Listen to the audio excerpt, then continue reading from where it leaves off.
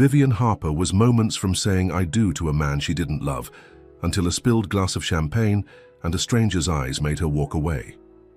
But was it bravery, or the start of something real? Before we get into the story, comment below where in the world you are watching from today. The sunlight streamed through the floor-to-ceiling windows of the Harper family estate.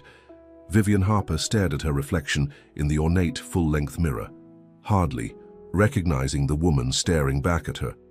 The wedding dress, a custom Vera Wang with a price tag that could feed a small village for a year, hugged her slender figure perfectly. Too perfectly, she thought. Like everything else in her life, it had been chosen with surgical precision. "You look absolutely stunning," her mother Eleanor Harper said as she adjusted the diamond tiara on Vivian's head. "Gregory won't be able to take his eyes off you." Vivian Foe asked a smile. "Thank you, Mother." Eleanor stepped back, her critical gaze scanning Vivian from head to toe. 26 years old and about to marry into the Vale family. Your father and I couldn't be prouder. Pride. That's what this was all about, wasn't it? The union of two prestigious families, the Harper real estate empire joining forces with the Vale banking dynasty, a match made in corporate heaven. "The rehearsal dinner went well, don't you think?" Eleanor continued, oblivious to Vivian's inner turmoil. Vivian's stomach clenched at the mention of last night's dinner. "It was memorable." Eleanor mistook her hesitation for wedding jitters. "Now remember what we discussed. The cameras will be everywhere. People magazine paid a fortune for exclusive coverage. Smile, stand tall, and make us proud." Before Vivian could respond, her father, Richard Harper, burst into the room. At 62, he still commanded attention with his imposing frame and perfectly tailored suits. "The cars are ready," he announced. "The cathedral is already filling up. Half of New York's elite wouldn't miss this for the world." "I'll be right down," Vivian said, hoping they would leave her alone for just a few minutes. "Don't take too long," her father warned. "You know how Gregory values punctuality." After her parents left, Vivian sank onto the cushioned bench in front of Hiar Vanity. Gregory Vale, 32 years old, Harvard Business School graduate, next in line to run Vale International Banking. Tall, blonde, devastatingly handsome, and as cold as ice. She closed her eyes, and the scene from last night's rehearsal dinner came rushing back. The ballroom of the Ritz-Carlton glittered with chandeliers and the jewelry of New York's wealthiest families. Vivian sat at the head table next to Gregory, watching him charm her relatives with practiced ease. "Another round of champagne," Gregory called out, snapping his fingers at a passing server. The young man, tall with deep brown skin and kind eyes, nodded respectfully and began filling glasses. When he reached Gregory, his hand trembled slightly. "Careful there," Gregory said, his voice friendly enough but his eyes sharp. "Yes, sir," the server replied. Vivian noticed his name tag, Elijah. As Elijah leaned forward to fill Gregory's glass, someone bumped into him from behind. The champagne bottle tilted and golden liquid splashed onto Gregory's sleeve. The room seemed to freeze. "I'm so sorry, sir," Elijah said immediately, pulling out a cloth from his pocket. "Let me—" Gregory's face transformed. His handsome features hardened into something ugly. He grabbed Elijah's wrist, hard enough that Vivian saw the young man wince. "You're a nobody," Gregory hissed, just loud enough for those nearby to hear. "Get out of my sight!" Elijah didn't respond with anger. His face remained composed, dignified. He simply nodded once and turned to leave. But as he did, his eyes met Vivian's. Something passed between them. A moment of recognition, perhaps. She saw in his gaze not just embarrassment, but a quiet strength that made her heart beat faster. Gregory turned to the table, laughing it off. "Can't get good help these days," he joked, and her family laughed along. All except Vivian. Now as she sat in her childhood bedroom preparing to marry Gregory Vale, that moment kept replaying in her mind. She had seen glimpses of his coldness before, a cutting remark to a waiter, an impatient sigh when an elderly woman took too long to cross the street, but she had convinced herself that these were anomalies, not who he truly was. Last night had changed everything. A knock on the door interrupted her thoughts. "Viv." "It's me, Melissa." Vivian smiled at the sound of her best friend's voice. Come in. Melissa Burke entered, resplendent in her maid of honor dress. Unlike Vivian's other friends, most of whom were daughters of her parents' business associates, Melissa had been her roommate at Columbia, a scholarship student who had fought her way into their world. "Oh my God, you look like a princess," Melissa gushed, then paused when she saw Vivian's expression. "What is wrong?" "I don't know if I can do this," Vivian whispered. Melissa sat beside her. "Cold feet. That's normal." "It's not that, it's—" Vivian hesitated. "Did you see what happened last night? With the server?" Melissa's expression darkened. "Yeah, I did. Gregory was a complete jerk." "That's who he is, Mel. When no one's watching, when there's no advantage to being charming, that's the real Gregory." "Viv, you're getting married in 2 hours. Are you saying you want to call it off because he was rude to a server?" Vivian stood up, pacing the room. "It's not just that. It's everything.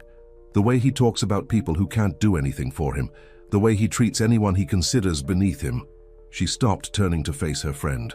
"And the way I feel when I'm with him, like I'm playing a part in someone else's play." Melissa looked concerned.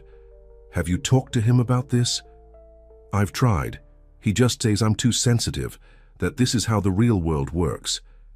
Vivian touched the diamond engagement ring on her finger. It felt heavy, like a shackle. "I thought I could change him. And now? Now I'm not sure I want to spend my life trying." Before Melissa could respond, there was another knock at the door. Vivian's younger sister, Amelia, peeked in. "Dad says it's time to go," she announced. "The cars are waiting." Vivian nodded, her heart racing. "I'll be right there." After Amelia left, Melissa squeezed Vivian's hand. "Whatever you decide, I'm with you." The drive to St. Patrick's Cathedral passed in a blur. Outside the historic church, photographers lined the sidewalk calling Vivian's name as she emerged from the limousine. Richard Harper took his daughter's arm, beaming for the cameras. "Remember," he whispered, "smile. This is the biggest day of your life." Inside the cathedral was a vision of height roses and twinkling lights. Over 400 guests filled the pews, their collective worth probably equal to the GDP of a small country. At the altar, Gregory stood tall and proud, his best man, his brother Preston, at his side. As the wedding march began to play, Vivian felt her feet grow heavy. Each step down the aisle seemed to require more effort than the last. She smiled mechanically, aware of the cameras capturing every moment. But her mind was elsewhere. It was back at the rehearsal dinner, seeing the look in Elijah's eyes. The dignity, the humanity that Gregory had tried to strip away with his cruel words. Halfway down the aisle, Vivian's steps faltered. "Keep walking," her father urged, tightening his grip on her arm. She forced herself forward, but as they neared the altar and she saw Gregory's self-satisfied smile, something inside her broke free.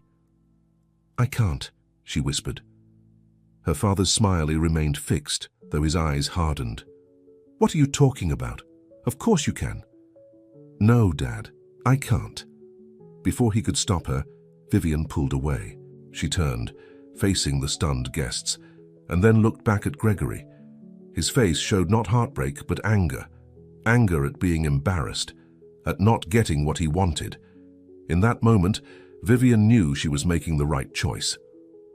"I'm sorry," she said, loud enough for the front rows to hear. Then she began walking, slowly at first, then faster, back down the aisle. Gasps and murmurs filled the cathedral. Eleanor Harper's face had gone white with shock. Amelia looked torn between horror and admiration. Melissa, from her place with the bridesmaids, gave a small, encouraging nod. As Vivian reached the cathedral doors, she heard her father's voice calling after her. "Vivian, don't you dare!" But she kept walking, out into the sunlight, past the bewildered photographers. One of the waiting limousines stood with its driver holding the door open. "Miss Harper, is everything all right?" "No," she said truthfully. "But it will be. Can you take me to the Plaza Hotel?" "The reception venue? But the wedding?" "Please," she said firmly, "just drive." The Plaza's grand ballroom was in the final stages of preparation for what was supposed to be the reception of the year. Staff members hurried about, arranging centerpieces and placing name cards at tables. Vivian entered quietly, still in her wedding dress. A few workers noticed her and stopped in confusion. "The bride is here," someone whispered, "but the ceremony can't be over yet." Ignoring the stares, Vivian scanned the room. And then she saw him, Elijah Moore, setting up champagne flutes at the bar. His movements were careful, precise. His face showed the weariness of someone who had been working since dawn. Her heart pounding, Vivian made her way across the ballroom. The workers parted like the Red Sea, watching in disbelief as the bride in her designer gown approached the bar. Elijah looked up and froze when he saw her. Recognition, then confusion, crossed his face.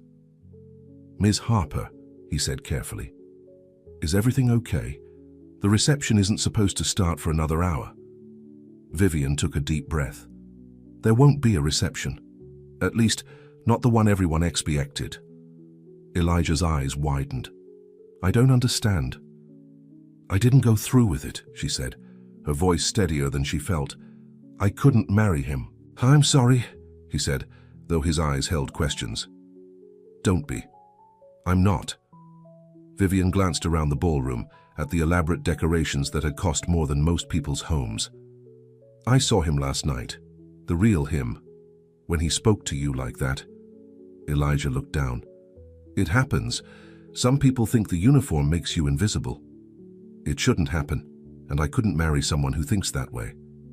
She hesitated, then asked, "What's your name?" "Your full name." "Elijah. Elijah Moore." "I'm Vivian Harper." He smiled slightly. "I know who you are, Miss Harper." Just then, the orchestra that had been setting up began to play. A slow, beautiful waltz filled the room. It was meant to be the song for her first dance with Gregory. Vivian made a decision, one that felt both crazy and absolutely right. "Will you dance with me?" she asked. Elijah looked startled. "Excuse me." "Dance with me," she repeated, extending her hand. "Please."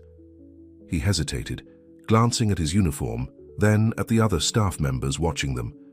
"Ms. Harper, I could lose my job." "I'll make sure you don't," she promised.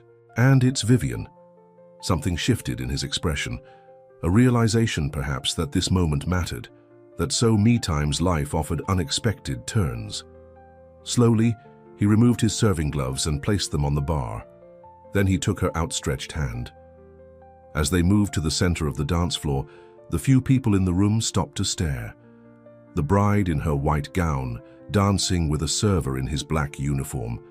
It was unheard of, scandalous.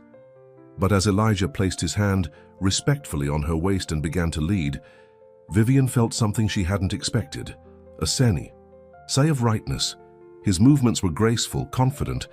His eyes, when they met hers, held a depth that Gregory's never had. "You're a good dancer," she said softly. "My mother taught ballroom dance before she got sick," he replied. "I used to help her demonstrate." They moved together, slow, gentle, raw, as if they'd danced 1,000 times before. For a moment, the world outside ceased to exist. There was only the music, the movement, and the strange connection between them. Then the ballroom doors burst open. Richard Harper stormed in, his face contorted with rage. Behind him came Eleanor, Gregory, and what looked like half the wedding guests. "Vivian!" Richard shouted. "What the hell do you think you're doing?" Elijah immediately began to pull away, but Vivian held on tighter. "Don't," she whispered to him. "Please." The crowd at the door murmured in shock.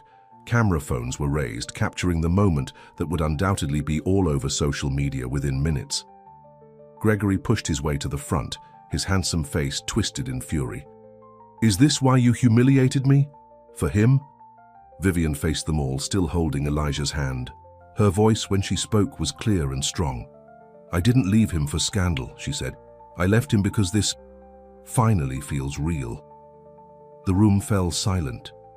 In that moment, standing beside a man she barely knew but somehow trusted, Vivian Harper had never felt more terrified or more free. In the oppressive silence that followed, Vivian could hear her own heartbeat. Elijah stood beside her, his hand still in hers, his presence solid and reassuring. Gregory was the first to break the silence, his voice dripping with disdain. This is what you chose, a server. His name is Elijah, Vivian said evenly, and I didn't choose him, I chose me. Richard Harper stepped forward, his face purple with rage. You've lost your mind. Do you have any idea what you've done? The connections we'll lose, the deals that will fall apart. Eleanor joined him, her perfect makeup unable to hide her distress. Darling, you're not thinking clearly. Come with us now and we can fix this. Tell everyone it was just pre-wedding nerves. Vivian felt Elijah begin to pull his hand away again.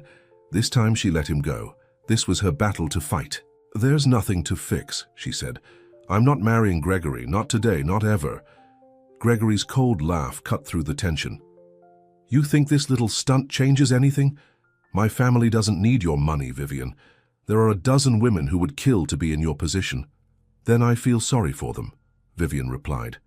The guests who had followed the Harper and Vale families to the plaza were whispering among themselves, clearly enjoying the unexpected Dr. Amma. Melissa pushed through the crowd to stand beside Vivian. I think that's enough, she said firmly. Vivian has made her choice. You all need to respect that. Richard's face hardened. Vivian, if you don't come with us right now, you can forget about your trust fund, your position at Harper Properties, everything. For a moment, fear gripped Vivian's heart. She had never lived without the safety net of her family's wealth. The thought of being cut off was terrifying. But then she looked at Elijah, still standing quietly nearby. A man who had faced far worse than losing money, who had endured humiliation with dignity. And she knew what her answer had to be. If that's your choice, Dad, I'll accept it. A stunned silence fell over the room. As if on cue, the orchestra, unsure what to do, began playing again. A soft, melancholy piece that seemed to capture the moment perfectly. Eleanor Harper burst into the R's and was led away by one of Vivian's aunts. Gregory, after giving Vivian one last contemptuous look, stormed out with his brother and friends in tow. Many of the guests, realizing the spectacle was over for now, began to drift back toward the doors. But Richard Harper remained, his expression a mix of anger and disbelief. You'll regret this, he said, his voice low. When the excitement wears off and reality sets in, you'll come crawling back. Maybe, Vivian admitted, but I'd rather risk regret than guarantee it by marrying someone I don't love. Richard shook his head. You have until tomorrow to come to your senses. After that, don't bother calling. After he left, only a handful of people remained in the ballroom. Melissa, a few of Vivian's friends who had chosen loyalty over spectacle, and the bewildered staff, including Elijah. Are you okay? Melissa asked, hugging Vivian tightly. I think so, Vivian replied, though her legs felt weak now that the adrenaline was wearing off. I can't believe I did that. I can, Melissa said with a smile. It's the most Vivian thing you've ever done. The catering manager approached, looking uncomfortable. Ms. Harper, given the circumstances, should we begin dismantling the reception? Vivian looked around at the beautiful room, at the flowers and candles and champagne that had cost a small fortune. No, Essie decided. The food is paid for, right? Yes, ma'am, in full. Then let's have a party. She turned to her remaining friends. Not a wedding reception, just a celebration of new beginnings. The manager nodded, clearly relieved to have direction. As the staff resumed their preparations, now with renewed purpose, Vivian found herself standing alone. Melissa had gone to call some of their other friends who might want to join the impromptu gathering. Elijah approached cautiously. Ms. Harper, Vivian, I should get back to work. Of course, she said quickly. I'm sorry if I caused you any trouble. He shook his head. No trouble, though I've never been part of a wedding drama before. Despite everything, Vivian laughed. Neither have I, at least not as the main character. Their eyes met, and that same connection she had felt while dancing flickered between them again. Thank you, she said softly, for the dance and for being part of this moment, I guess. Elijah smiled, and it transformed his face, making him even more handsome than she had first realized. It was my pleasure. He hesitated, then added, For what it's worth, I think you're very brave. Before she could respond, he was called back to the bar by another server. Vivian watched him go, a strange feeling settling in her chest. Not love, it was far too soon for that. but possibility. The sense that life had just opened up in ways she couldn't yet imagine. As the first guests for her non-wedding celebration began to arrive, Vivienne took a deep breath. She had no idea what tomorrow would bring, whether her father would follow through on his threat, whether she had just made the biggest mistake of her life or the best decision she could have made.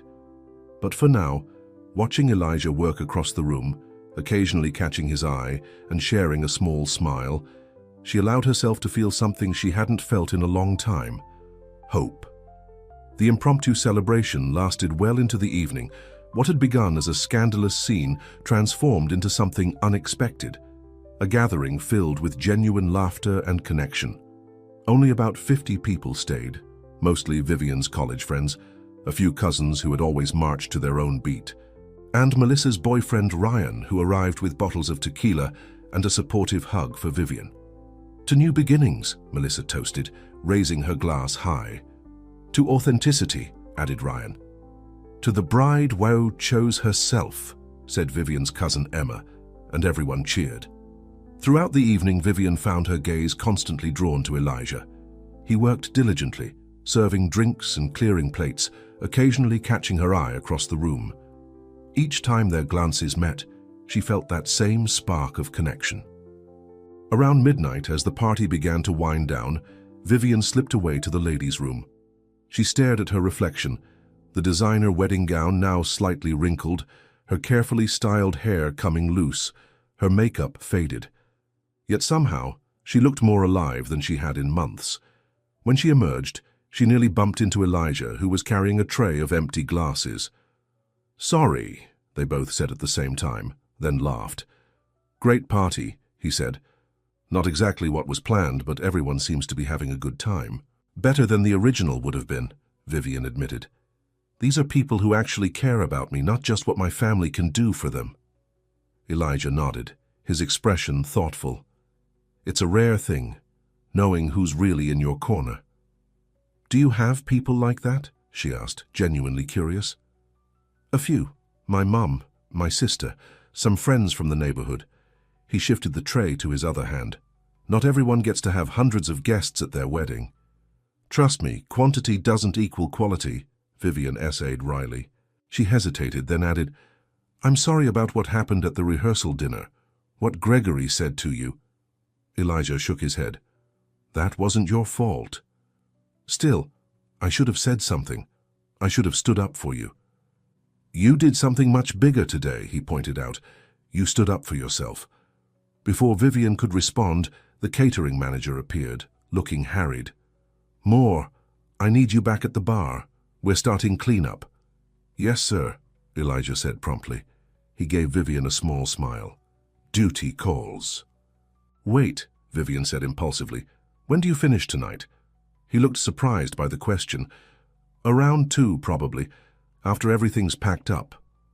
"Would you maybe want to get a coffee or something? To talk?" Elijah hesitated, glancing at his manager, who was pretending not to listen. "I don't think that's a good idea." Vivian felt a flush of embarrassment. Of course he wouldn't want to spend time with her. Why would he?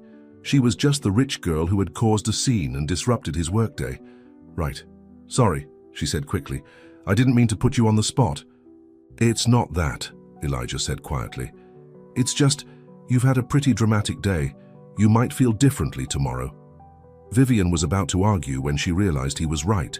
Today had been emotional, overwhelming. She wasn't thinking clearly. "Fair enough," she said. "But can I at least thank you properly for the dance?" Elijah's expression softened. "You already did." "More!" the manager called again, more insistently. "I really have to go," Elijah said apologetically. As he walked away, Vivian felt a strange mix of disappointment and hope. He hadn't said never. Just not tonight. By 1 in the morning, the celebration had dwindled to just Vivian, Melissa, Ryan, and a few others. The catering staff was packing up the last of the equipment. "You can crash at our place tonight," Melissa offered, her arm linked through Vivian's. "Unless you want to go home and face the Inquisition." Vivian shuddered at the thought of returning to her family's estate. "Your couch sounds perfect." As they were gathering their things, Melissa nudged her. Don't look now, but your dance partner is watching you.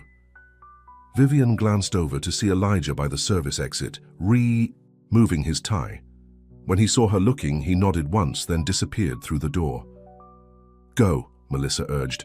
We'll wait. Without giving herself time to think, Vivian hurried across the ballroom, her wedding dress rustling as she moved.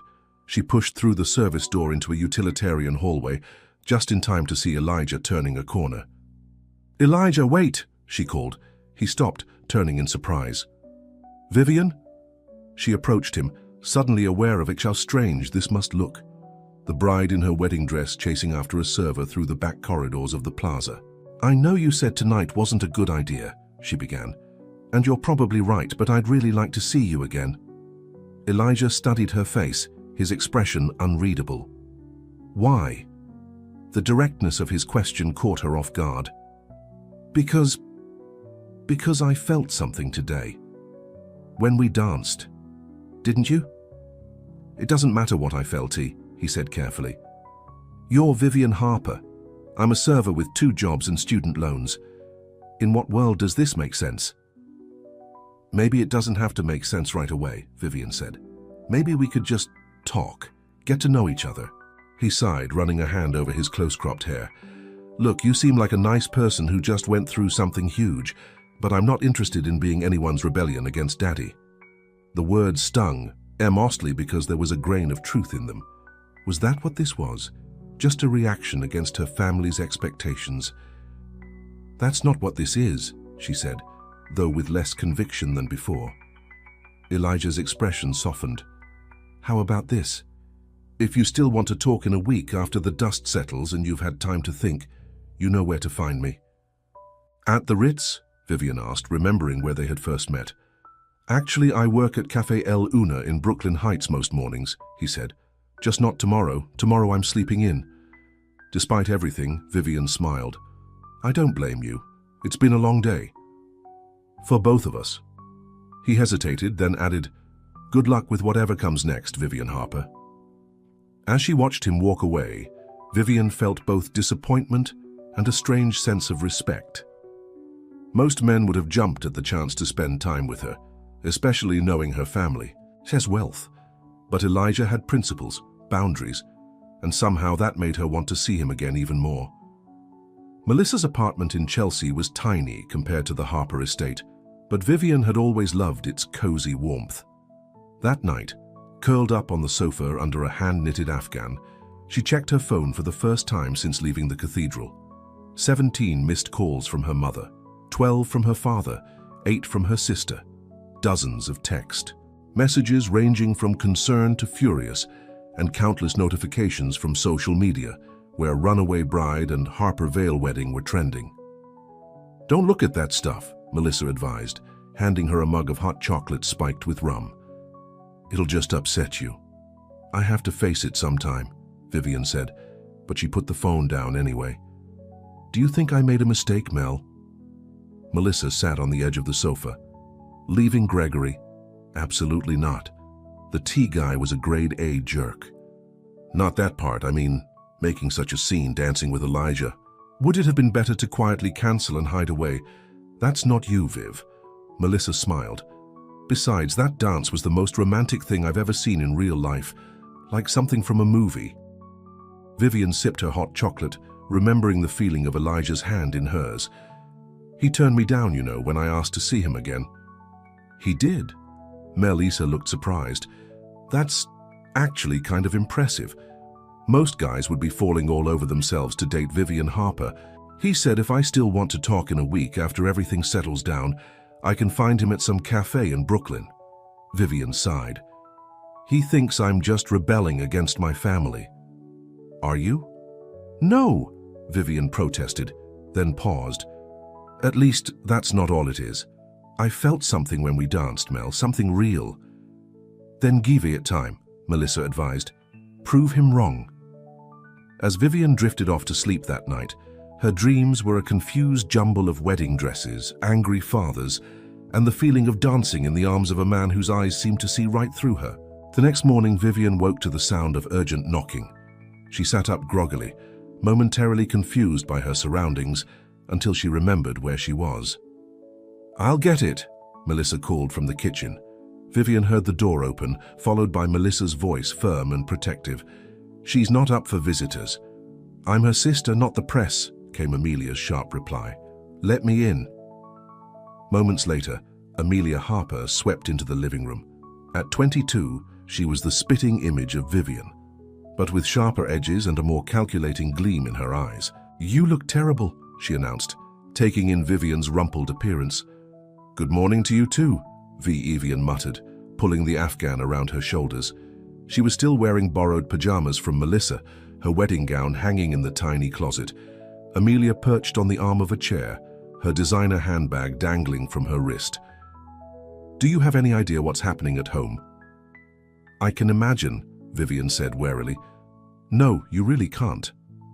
Amelia pulled out her phone and showed Vivian the screen, a video playing on mute. It took Vivian a moment to Alice, she was looking at footage of herself dancing with Elijah at the plaza. "It's everywhere," Amelia said. "Every news outlet, every social media platform. Harper heiress dumps banking scion for server. Dad is having a meltdown. Mom's taken to her bed with a migraine. The Vale family is threatening to pull out of the Harbour Point project."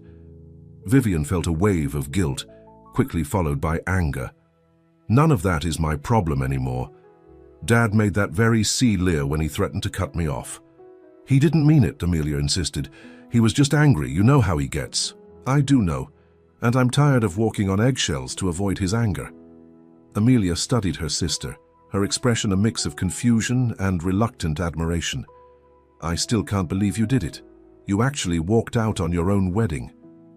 "Best decision I ever made," Vivian said with more confidence than she felt.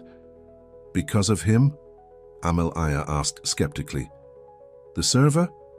His name is Elijah," Vivian said sharply. "And no, not because of him, because of me. Because I finally saw clearly what my life would be like with Gregory and I couldn't do it." Melissa, who had been hovering nearby, cleared her throat.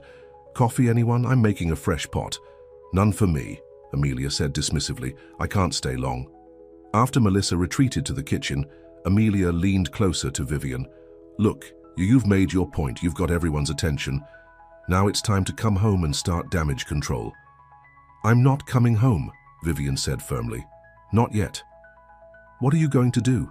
Stay on this lumpy sofa forever?" "No, I'm going to figure out what I want. Who I am outside of being Richard Harper's daughter and Gregory Vale's almost wife." Amelia rolled her eyes. "Please spare me the eat, pray, love routine. You had a moment of panic. It happens. Booty, now you need to face reality." "This is reality," Vivian insisted. "For the first time in my life, I'm making my own choices." Before Amelia could respond, Vivian's phone rang. She glanced at the screen and her stomach dropped. "Gregory." "You should answer it," Amelia urged. "At least hear what he has to say." After a moment's hesitation, Vivian accepted the call. "Hello?" "Vivian." Gregory's voice was cool, controlled. "We need to talk." "I don't think we have anything to say to each other. On the contrary, we have appearances to maintain, damage to control." His tone was all business, as if discussing a merger rather than their broken engagement. "I'm willing to release a statement saying we mutually agreed to postpone the wedding due to personal differences." Vivian almost laughed. "Postpone? Gregory, there isn't going to be a wedding, not now, not ever." There was a brief silence when Gregory spoke. Again, his voice had hardened. "Is this about that server? Because if you think—" "His name is Elijah," Vivian interrupted. "And no, this isn't about him. It's about us. About the fact that I don't love you, and I don't think you ever loved me." "Love?" Gregory scoffed. "We had something better than love, Vivian. We had compatibility, shared goals, the potential to build something lasting." "You mean a business arrangement? Call it what you want. It made sense, and you know it." Vivian closed her eyes, suddenly tired.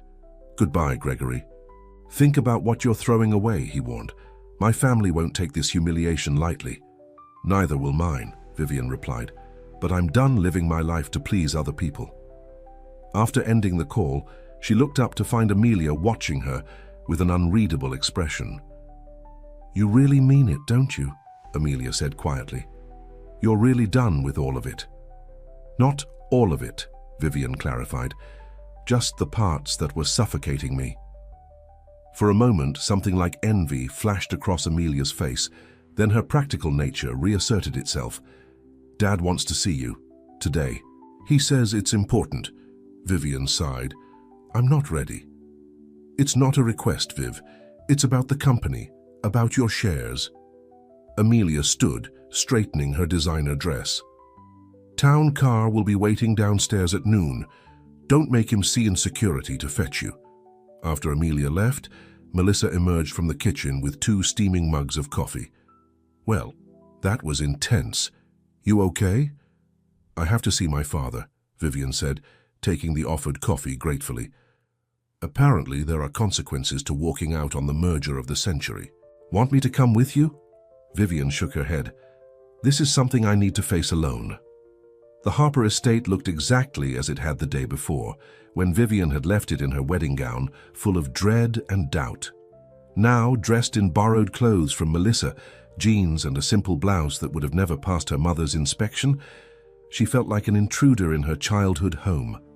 Jenkins, the family's longtime butler, greeted her at the door with the same impassive expression he always wore, though Vivian thought she detected a hint of sympathy in his eyes. Your father is waiting in his St. Judy, Miss Vivian. Thank you, Jenkins. Is my mother... Mrs. Harper is resting. She asked not to be disturbed. Vivian nodded, not surprised. Her mother had always retreated in times of family crisis, emerging only when the storm had passed and appearances could be maintained. The walk to her father's study felt like the longest of her life. When she reached the heavy oak door, she took a deep breath before knocking. Enter, came Richard Harper's commanding voice. He was standing by the window, looking out over the manicured gardens where the post-wedding brunch should have been taking place. He didn't turn when Vivian entered. Sit down, he said, gesturing to the chair in front of his desk. Vivian complied, her heart racing. She had faced her father's displeasure many times before, but never like this. Never after such a public defiance. Richard finally turned, his face a mask of controlled anger. Do you have any idea what you've done? I made a choice, Vivian said quietly, for myself. A choice? Richard laughed bitterly. You humiliated our family in front of everyone who matters in this city. You jeopardized business relationships that took decades to build. And for what? Some misguided notion of romance? It wasn't about romance, Vivian insisted. It was about not marrying someone who treats people the way Gregory does. Oh, please. Richard D. waved his hand dismissively. Because he was rude to a server? That's the real world, Vivian. The sooner you understand how things work, the better. If that's the real world, I don't want any part of it. Richard studied his daughter, his expression calculating. This rebellion of yours has cost us. The Vale family has pulled out of the Harbour Point development. That's 50 million in potential profits gone, not to mention the damage to our reputatio N. Vivian felt a stab of guilt but held her ground. I'm sorry about the business implications, but I'm not sorry I didn't marry Gregory. No. Richard moved to his desk and picked up a folder. Then perhaps this will change your mind. He slid the folder across to Vivian. Inside were papers detailing her trust fund, her shares in Harper Properties, and her position as head of the company's charitable foundation. What is this? She asked, though she already knew. A reminder of what you stand to lose, Richard said coldly. Your trust fund. Your 20% stake in the company. Everything. Vivian's hand trembled slightly as she closed the folder. You're cutting me off? Not yet. Richard sat behind his desk, assuming the position of power he favored for difficult negotiations. I'm giving you a choice. Come to your senses. Apologize to Gregory and his family. Why? Agree to at least discuss reconciliation. Or yes, you lose it all. That's not a choice, Dad. That's blackmail. Call it what you want. Those are the terms. He leaned forward. You have 1 week to decide. In the meantime, I suggest you keep a low profile. No more public scenes with service staff. The dismissive way he referred to Elijah reignited Vivian's anger. His name is Elijah Moore, and he showed more character in 1 day than Gregory has in H's entire life. Richard's expression hardened. 1 week, Vivian. Then we proceed with or without you." As she left the study, Vivian felt strangely calm. Her father had just threatened to take away everything she had, her financial security, her position, her place in the family. Yet instead of fear, she felt something unexpected, relief, as if a weight had been lifted. In the grand foyer, she ran into Jenkins, who was polishing the antique grandfather CL Ock, a task Vivian knew he only did when he wanted to overhear what was happening in the study. "Jenkins," she said softly, "could you do me a favor?" "Of course, Miss Vivian," he replied, his formal facade softening slightly. "Could you pack some of my clothes? Nothing fancy, just everyday things. And maybe my laptop and the photo album from my bedside table?" Jenkins nodded, understanding immediately. "When would you like them delivered?" "This evening, if possible, to Melissa Burke's apartment." "Consider it done." He hesitated, then added, "If I may say so, Miss Vivian, it was a brave thing you did yesterday." Coming from Jenkins, who had served the Harper family for over 30 years and rarely expressed personal opinions, the words meant more than he could know. "Thank you, Jenkins," she said, impulsively hugging the startled butler, "for everything." As Vivian left the Harper estate, possibly for the last time, she felt as if she was seeing the world with new eyes. The sprawling mansion that had once represented security now felt like a gilded cage. The life she had been groomed for, marriage to a suitable man, a position in the family business, appearances at charity galas, suddenly seemed hollow. Without conscious decision, she directed the taxi driver to Brooklyn Heights. She wasn't ready to return to Melissa's apartment, to explain her father's ultimatum or make plans for a future that suddenly looked nothing like she had expected. She needed time to think. And maybe, just maybe, she needed to see a certain cafe. Cafe Luna was exactly as Elijah had described it, a small, unassuming place tucked between a bookstore and a vintage clothing shop. Through the window, Vivian could see mismatched furniture, local artwork on the walls, and a diverse crowd of customers tapping on laptops or engaged in conversation. It was so different from the sterile, upscale coffee shops she frequented in Manhattan that she hesitated before entering. But something drew her inside. Curiosity, perhaps, or the desire to glimpse a piece of Elijah's world. The cafe smelled of fresh coffee and baked goods. Behind the counter, a young woman with vibrant blue hair was steaming milk for a customer's drink. "What can I get you?" she asked when it was Vivian's turn. "Just a regular coffee, please," Vivian replied, suddenly aware of how out of place she felt in her borrowed clothes, without her usual polished appearance. As she waited for her order, Vivian glanced around the cafe, trying to imagine Elijah here, working behind the counter perhaps, or sitting at one of these tables during his break. "Here you go," the barista said, sliding a mug across the counter. "You new to the neighborhood? Don't think I've seen you before." "Just visiting," Vivian said with a small smile. "A friend mentioned this place. Cool. Well, enjoy." Vivian took her coffee to a small table by the window. She had no plan, no real reason for being there except that it felt like a neutral space, far from the pressures of her family and the expectations of her usual world. She was so lost in thought that she almost didn't notice when the door opened and a familiar figure walked in. But something, some sixth sense perhaps, made her look up. Elijah stood in the doorway, dressed in jeans and a simple grey t-shirt, so different from the formal server's uniform she had seen him in before. He was speaking to someone on his phone, his expression serious. "I know, Mom," he was saying. "I'll be there as soon as I can." Vivian froze, her mug halfway to her lips. She hadn't expected to see him here. He had specifically said he wasn't working today. Yet here he was, looking tired but somehow more approachable than before. He ended his call and approached the counter, still not noticing her. The blue-haired barista greeted him with obvious familiarity. "Thought you were off today," she said. "I am, just stopping by to pick up my paycheck." He leaned against the counter, running a hand over his face. "And I needed caffeine. Been a long night." "I bet. You're famous, you know." The barista grinned, holding up her phone to show him some thing. "This video of you dancing with that runaway bride is everywhere," Elijah groaned. "Great. Just what I needed. Seriously though, what was it like? dancing with a real-life socialite in her wedding dress? Tara, please, Elijah said, clearly uncomfortable. It wasn't a big deal, she's just a person. A super rich, super gorgeous person, Tara countered, but she started making his drink without further comment. Vivian sat frozen, unsure whether to make her presence known or slip out before he noticed her. But as Tara handed Elijah his coffee, her gaze drifted over his shoulder and landed on Vivian. Her eyes widened in recognition. "Oh my God," she said, loud enough for several customers to look up. "You're her, the bride." Elijah spun around, his expression changing from confusion to shock when he saw Vivian. "What are you doing here?" Vivian stood, feeling oddly caught out, like a stalker. I was in the neighborhood." "Brooklyn Heights," Elijah said skeptically. "Really?"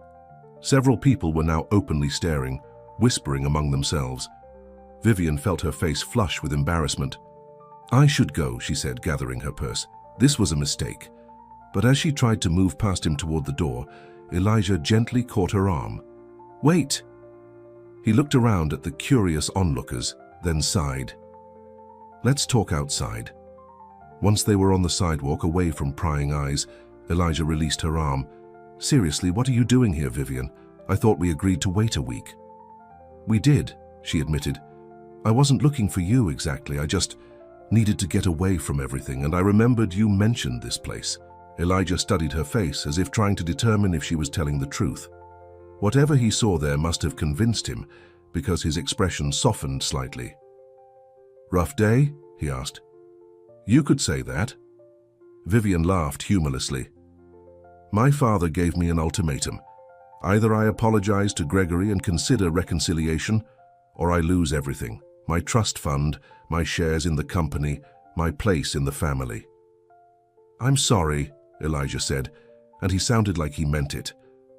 "Family pressure can be intense." "What about you?" Vivian asked, nodding toward the cafe. "The barista said something about a video," Elijah grimaced.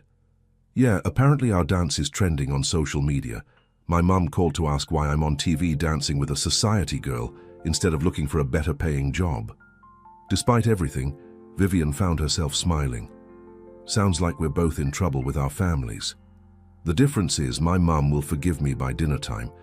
Your situation sounds more complicated." They stood in awkward silence for a moment, neither sure what to say next. Finally, Elijah spoke. "Look, I meant what I said last night. This, whatever this is, doesn't make sense. You're going through something big, making major life decisions. The last thing you need is to get involved with someone new." "I know," Vivian acknowledged. "But is it crazy that talking to you feels like the most normal thing that's happened to me in days?" Elijah's expression was a mix of sympathy and wariness. "It's not crazy, but it's not a good basis for anything." "Not even friendship?" Vivian asked. Before he could answer, his phone rang again. He glanced at the screen and sighed. "I have to take this. It's the hospital." "Hospital?" Vivian repeated, concerned. "My mum," Elijah explained quickly. "She has MS. I need to go." "Of course," Vivian said, stepping back. "I'm sorry. I didn't know." Elijah answered the call, walking a few steps away to speak privately. When he returned, his expression was grim. "I have to go," he said. "Mum had a fall. She's okay, but they want to keep her for observation." "Do you need a ride?" Vivian offered. "I can call a car." Elijah hesitated, clearly torn between pride and practicality. "Actually, that would help. The hospital's in Queens, and the subway would take forever." "Consider it done," Vivian said, already pulling out her phone to order a car service. As they waited on the curb, Elijah turned to her. "Thank you for this, but it doesn't change anything, you know, about us." "I know," Vivian said softly. "No expectations. Just one human helping another." When the car arrived, Elijah opened the door but paused before getting in. "For what it's worth, I hope things work out with your family. No one should have to choose between being true to themselves and the people they love." As Vivian watched the car drive away, she realized something important. In less than 24 hours, Elijah Moore had shown her more genuine kindness and integrity than Gregory Vale had in 2 years of dating. and for the first time since walking out of the cathedral, she felt completely certain she had made the right choice. Back at Melissa's apartment, Vivian found her friend in full crisis management mode, surrounded by takeout containers and her laptop. "There you are," Melissa exclaimed. "I've been calling you for hours. Where have you been?" "Brooklyn," Vivian said, collapsing onto the sofa. "And my father's house, and a hospital in Queens." "What? Are you okay?" Vivian quickly explained her confrontation with her father and her unexpected encounter with Elijah. "So you took him to see his sick mother?" Melissa shook her head in amazement.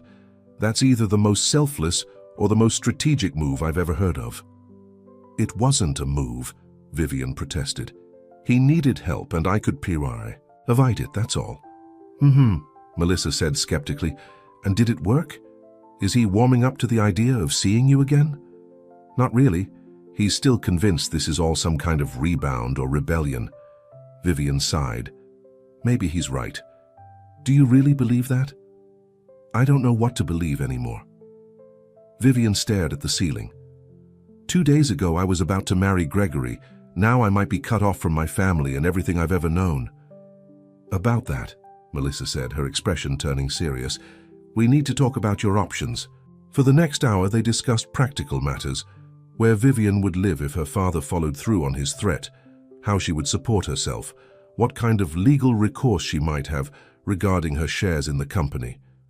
"You could fight him," Melissa pointed out.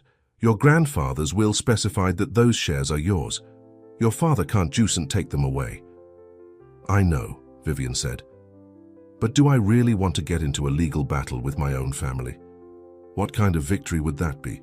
The kind where you don't end up broken homeless?" Melissa countered. Vivian smiled despite herself. "I wouldn't be homeless, I have you." "Damn right you do." Melissa squeezed her hand. "And Ryan's cousin owns a real estate company. He says there's a studio apartment opening up in our building next month. It's tiny, but it's a start." "A studio apartment," Vivian repeated, trying to imagine herself in such a space after a lifetime in mansions. "I wouldn't even know how to live like that." "You'd learn," Melissa said confidently. "You're stronger than you think, Viv." As the evening wore on, they ordered pizza and opened a bottle of wine. Vivian's phone continued to buzz with messages from her family and so-called friends, but she ignored them all. Tonight, at least, she wanted to pretend that her world hadn't been turned upside down. But as she prepared for another night on Melissa's sofa, her thoughts kept returning to Elijah, to the look in his eyes when he spoke of his mother, to the gentle way he had declined her interest, not because he didn't feel something too, but because he respected her enough to want her choices to be made with a clear head. And in the quiet darkness of Melissa's living room, Anne made a decision. She would take the week her father had offered, not to reconsider Gregory, but to prove to herself and to Elijah that what she felt wasn't just rebellion or gratitude or momentary attraction. It was something real, something worth exploring no matter what it might cost her. As she drifted off to sleep, Vivian thought of the dance they had shared, of how right it had felt despite the chaos surrounding them, and she knew, with a certain why that surprised her, that she would find her way back to that feeling again, with or without her family's blessing. 3 days after walking out on her wedding, Vivian woke to the sound of her phone ringing. Bleary-eyed, she fumbled for it on Melissa's coffee table, expecting to see her mother's or sister's name on the screen. Instead, it was a number she didn't recognize. "Hello?" she answered cautiously. "Vivian? It's Elijah Moore." She sat up straight, suddenly wide awake. "Elijah? How did you get my number?" "From the car service receipt," he admitted. "I hope that's okay. I wanted to thank you properly for yesterday." "Of course," Vivian said, trying to keep her voice casual despite the flutter in her chest. "How's your mom?" "Better. They're releasing her this afternoon." He paused. "Look, I know what I said about waiting a week, but I was wondering if you'd like to have coffee. For real this time, no tea just running into each other." Vivian couldn't help smiling. "I'd like that." "Great. There's a place called Rosie's near the hospital. Say, 1 o'clock?" After hanging up, Vivian sat staring at her phone, a mix of excitement and nervousness washing over her. She was still sitting there when Melissa emerged from her bedroom. "What's got you looking so happy this early?" Melissa asked, heading for the coffee maker. Elijah called. We're having coffee this afternoon. Melissa raised an eyebrow. I thought he wanted to wait a week. Apparently he changed his mind. Vivian couldn't keep the smile from her face. I'm going to see him at 1. Melissa said thoughtfully. Just be careful, Viv. You're still in the middle of a life earthquake. And now the media is involved. As if on cue, Vivian's phone buzzed with a news alert. She opened it to find a tabloid headline. Runaway bride Vivian Harper. Family threatens disinheritance. Great, she muttered. Now my father's ultimatum is public knowledge. All the more reason to take things slow with Elijah, Melissa cautioned. The last thing either of you needs is more media attention. Vivian knew her friend was right, but she couldn't deny the anticipation she felt at the thought of seeing Elijah again. It wasn't just attraction, though that was certainly part of it. It was the way he had looked at her, no T as Vivian Harper, heiress, but simply as a person. Rosie's Cafe was a small family-owned place near Queen's Hospital Center. When Vivian arrived, wearing the most casual outfit Jenkins had packed for her, jeans and a simple blouse, she spotted Elijah immediately, sitting at a corner table with 2 cups of coffee already waiting. I hope you like it, Black, he said as she joined him. I realized I don't know how you take your coffee. Black is perfect, Vivian said, though she usually preferred lattes with almond milk. Thank you for calling. I wasn't sure if I'd hear from you before the week was up. Elijah looked slightly embarrassed. Yeah, well, my mom had something to do with that. When I told her how you helped with the car, she insisted I at least thank you properly. Oh, Vivian tried not to show her disappointment. So, this is just a thank you coffee? Not exactly. Elijah met her eyes directly. I would have called eventually. My mom just gave me the push I needed to do it sooner. They fell into surprisingly easy conversation. Elijah told her about his mother, Karen, who had been diagnosed with multiple sclerosis 5 years ago. She was a dance teacher before she got sick, he explained. That's where I learned to dance. Mom made sure my sister and I could both waltz by the time we were 10. Is that why you're working 2 jobs? Vivian asked. To help with her medical expenses? Elijah nodded. Insurance covers some of it, but not everything, and I'm still paying off my student loans. What did you study? Education. I want to teach high school English eventually. He smiled self-consciously. Not very glamorous, I know. I think it's wonderful, Vivian said sincerely. What made you want to become a teacher? My high school English teacher, Mr. Patel, he was the first person who made me believe I could go to college, have a career I cared about. Elijah shrugged.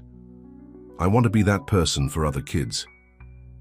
As he spoke, Vivian found herself more and more drawn to him. His passion for teaching, his devotion to his family. These weren't qualities she had counted much in her usual social circle. What about you? Elijah asked. Before all this wedding drama, what were your plans? Vivian hesitated. I was supposed to take over the Harper Foundation, our family's charitable organization. It's mostly a figurehead position, attending galas and writing checks. And is that what you want to do? The question caught her off guard. No one had ever really asked her what she wanted. It had always been assumed she would fill the role expected of her. I don't know, she admitted. I've never given much thought to alternatives. Their conversation was interrupted when a middle-aged woman approached their table, her expression uncertain. Excuse me, she said. Aren't you Vivian Harper, the one from the news? Vivian felt her stomach sink. Yes, that's me. The woman glanced between her and Elijah. I just wanted to say, I think what you did was brave, walking away from a wedding when it didn't feel right. She smiled warmly. My daughter's going through a divorce right now because she didn't have the courage to say no before the wedding. I wish she had. After the woman left, Elijah looked at Vivian with new understanding. Does that happen a lot? The recognition? Sometimes. Usually it's less friendly. Vivian sighed. I'm sorry if it makes you uncomfortable. It's not that, Elijah said thoughtfully. I guess I'm just realizing what your life is like. Being recognized everywhere, having people form opinions about your personal decisions. It's not usually this intense, Vivian admitted. "The wedding was a big deal even before I walked out on it. Now it's a full-blown scandal." They finished their coffee, both aware that their time together was drawing to a close. As they stood to leave, Elijah hesitated. "I need to get back to the hospital to pick up my mom," he said, "but I'd like to see you again, if you want to." Vivian felt a rush of warmth. "I'd like that very much." "How about Friday? I know a place in Brooklyn that has live jazz. Nothing fancy, but the music is good." "Friday sounds perfect." As they parted ways outside the cafe, Elijah surprised her by taking her hand briefly. "For what it's worth, I think that woman was right. What you did was brave." Vivian watched him walk away, feeling more hopeful than she had in days. Maybe, just maybe, something good could come from the chaos her life had become. When Vivian returned to Melissa's apartment, she found her friend pacing anxiously. "There you are," Melissa exclaimed. "I've been trying to reach you for hours." "My phone died," Vivian explained. "What's wrong?" "Your father's people have been calling, and there's a courier who delivered this." She handed Vivian a thick legal envelope with a sense of drear. Vivian opened it. Inside were documents formally notifying her that her position at the Harper Foundation had been terminated, effective immediately. "They didn't waste any time," she said, trying to keep her voice steady. "That's not all," Melissa said grimly. "Your sister called. Apparently your parents are planning to issue a statement claiming you are experiencing a mental health crisis, and that's why you left the wedding." "What?" Vivian felt a surge of anger. "That's ridiculous." "It's their way of saving face. Better to have a daughter who's unwell than one who rejected their chosen path." Vivian sank onto the sofa, the reality of her situation hitting her anew. "They're really going to do this. Cut me off completely." "Unless you go back and apologize to Gregory," Melissa reminded her. "That was the deal, right?" "A deal I have no intention of accepting." Vivian crumpled the termination notice. "I guess I need to start looking for a job." Melissa looked skeptical. "No offense, Viv, but what exactly are your marketable skills?" It was a fair question. Vivian had never had a real job. Her position at the Harper Foundation had been largely ceremonial, attending events and meetings, but never doing substantive work. "I have a business degree," she offered weakly, "and I'm organized, good with people." "Let's start with something simple," Melissa suggested. "My company needs a receptionist for our downtown office. It doesn't pay much, but it's something." Vivian pictured herself answering phones at a reception desk, a far cry from the executive offices of Harper Properties. But beggars couldn't be choosers. "I'll take it," she said. "When can I start?" The next morning, Vivian dressed in the most professional outfit Jenkins had packed for her, a simple black dress that she had once considered too plain for the office. Now it seemed almost too formal for a receptionist position. Melissa's PR firm occupied 3 floors of a building in the Flatiron district. The reception area was modern and stylish, with glass walls and sleek furniture. The woman Vivian was replacing, who was leaving for maternity leave, spent an hour showing her the phone system, scheduling software, and other basics of the job. "It gets busy around lunchtime," she warned, "and Mr. Danny Elez, the creative director, always forgets his keycard, so you'll have to buzz him in at least twice a day." By noon, Vivian's head was spinning with new information, but she was determined to make this work. This job, modest as it was, represented something important. Her first step toward independence. She was so focused on learning the reception procedures that she didn't notice the man watching her from across the lobby until he spoke. "Well, isn't this a touching scene? Vivian Harper, working for a living." Vivian looked up to see Preston Vale, Gregory's younger brother, standing before her desk with a smirk on his handsome face. "Preston," she said coolly, "what brings you here?" "Client meeting," he replied, gesturing toward the elevator. "Though I must say, finding you here is an unexpected bonus. Does Daddy know his princess is answering phones now?" "I'm sure he'll find out soon enough," Vivian said, forcing a professional smile. 11th floor. Would you like me to show you the way?" Preston leaned closer, lowering his voice. "You know, it's not too late to fix this mess you've created. Gregory is still willing to take you back. After a suitable display of contrition, of course. That's very generous of him, Vivian said, her tone making it clear she thought it was anything but. But I'll pass. Your loss? Preston straightened, adjusting his expressive tie. Though I must admit, I'm curious about this server you threw everything away for. Is he really worth it? Before Vivian could respond, Melissa appeared from the elevator, her expression hardening when she saw Preston. Mr. Vale, she said tersely, your meeting's been waiting for 5 minutes. After Preston sauntered off, Melissa turned to Vivian. You okay? Fine, Vivian assured her, though her hands were shaking slightly. Just another reminder of the world I left behind. A world full of entitled jerks, Melissa muttered. You're better off without them. By the end of the day, Vivian was exhausted but oddly satisfied. She had handled dozens of calls, greeted visitors, and even resolved a scheduling conflict between 2 executives. It wasn't glamorous work, but it was honest.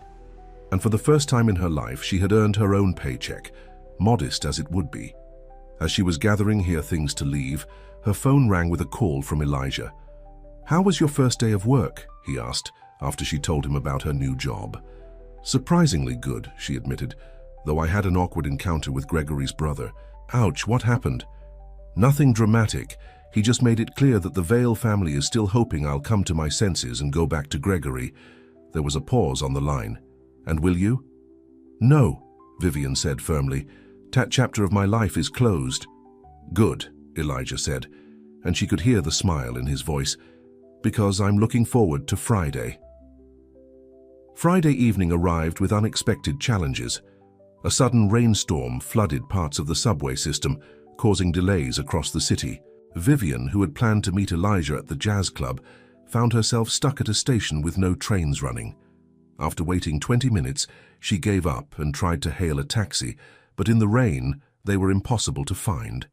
Soaked and frustrated, she finally called an Uber, wincing at the surge pricing. This was a new concern for her, watching expenses, thinking twice before spending. Another adjustment in her new life. By the time she reached the jazz club in Brooklyn, she was 30 minutes late and looked like a drowned rat. Her carefully styled hair hung in wet strands, and her makeup had largely washed away. Elijah was waiting G at a small table near the stage, nursing a beer. When he spotted her, his concerned expression quickly turned to one of relief. I was worried something happened, he said, standing to greet her. The storm is crazy out there. I'm so sorry, Vivian said, brushing water from her coat. The train stopped running, and I couldn't find a taxi and... Hey, it's okay, Elijah interrupted gently. You're here now, that's what matters. He helped her out of his wet coat and ordered her a glass of wine. The club was small and intimate, with about a dozen tables clustered around a tiny stage where a quartet was setting up. I must look terrible, Vivian said self-consciously, trying to finger-comb her wet hair. You look beautiful, Elijah said simply, and the sincerity in his eyes made her believe him.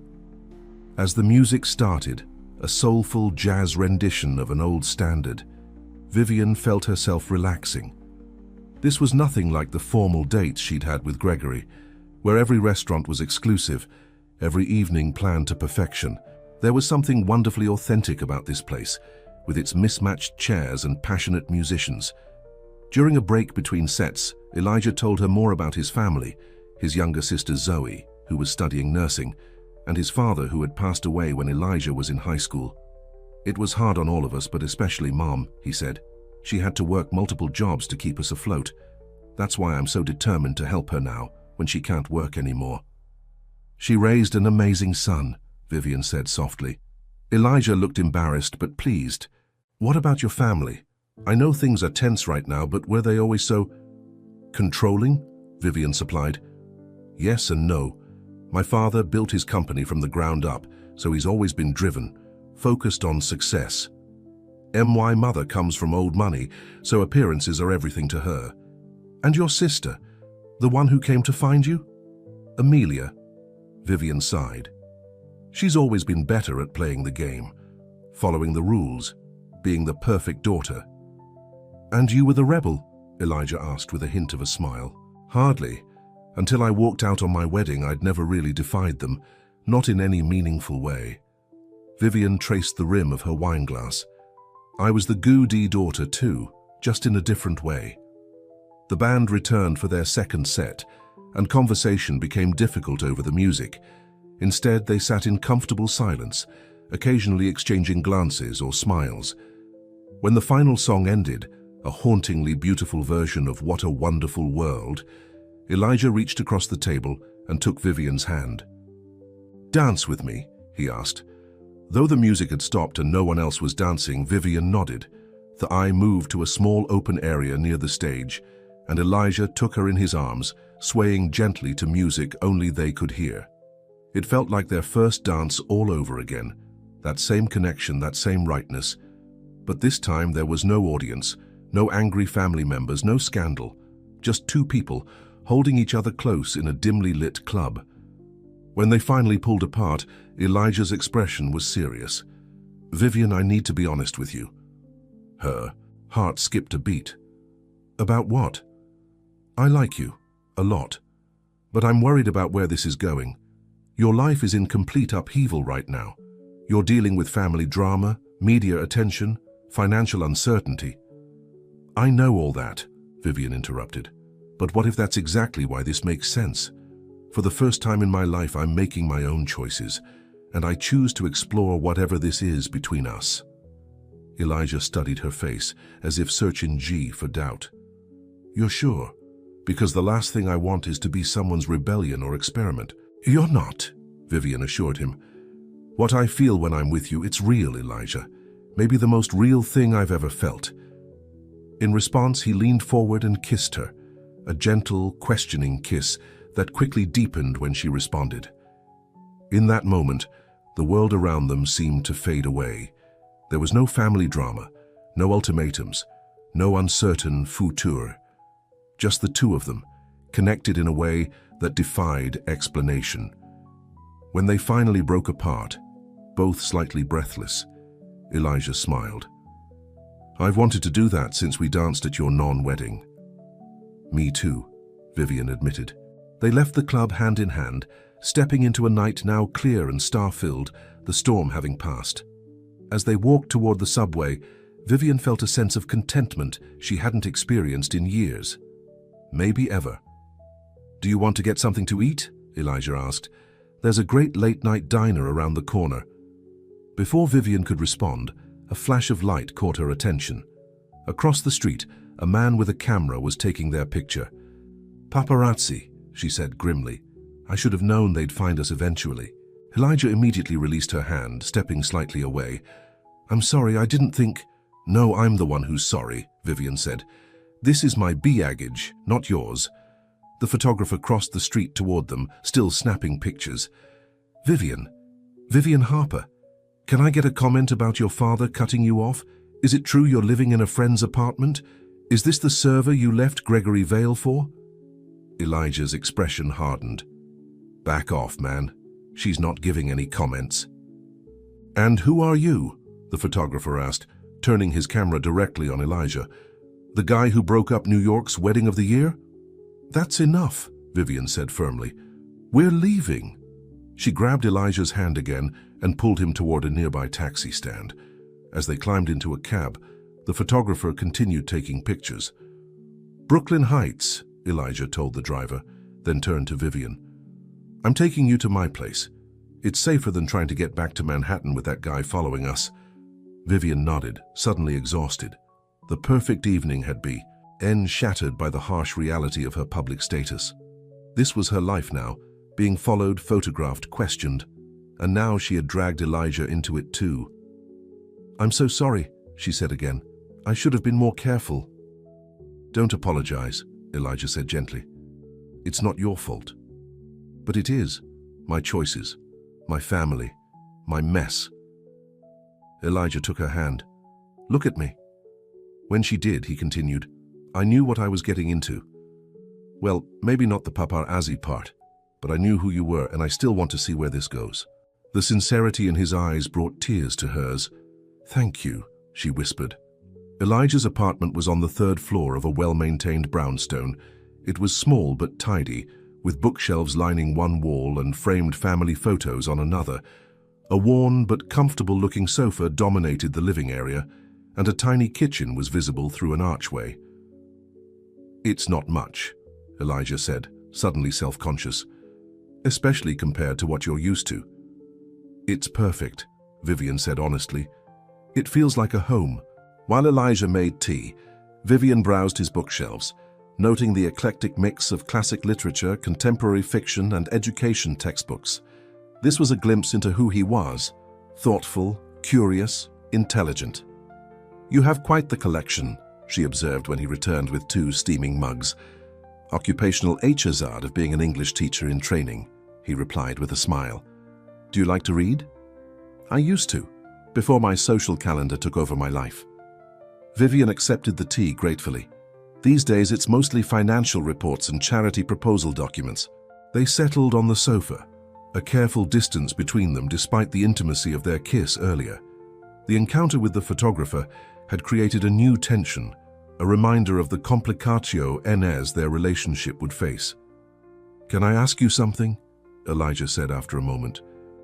"What happens when your week is up? Your father's ultimatum. Will you go back?" Vivian considered the question. "No," she said finally. "I can't go back to that life, pretending to be someone I'm not.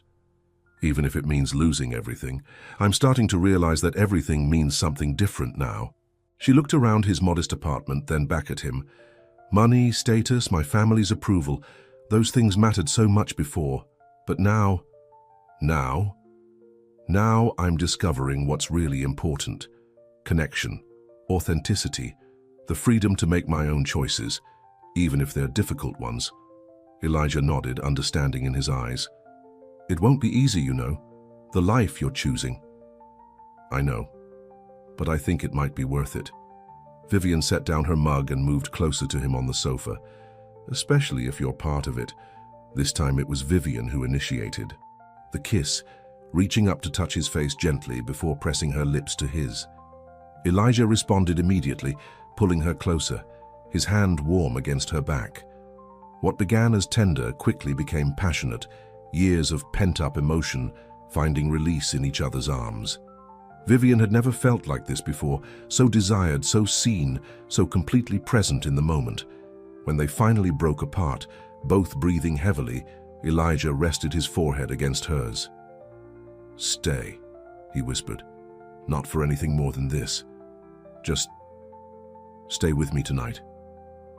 It's late, and I don't want you traveling alone." Vivian nodded, too overcome with emotion to speak. They spent the rest of the evening talking, kissing, simply being together in a bubble of newfound intimacy. Later, Elijah gave her one of his t-shirts to sleep in and insisted she take his bed while he took the sofa.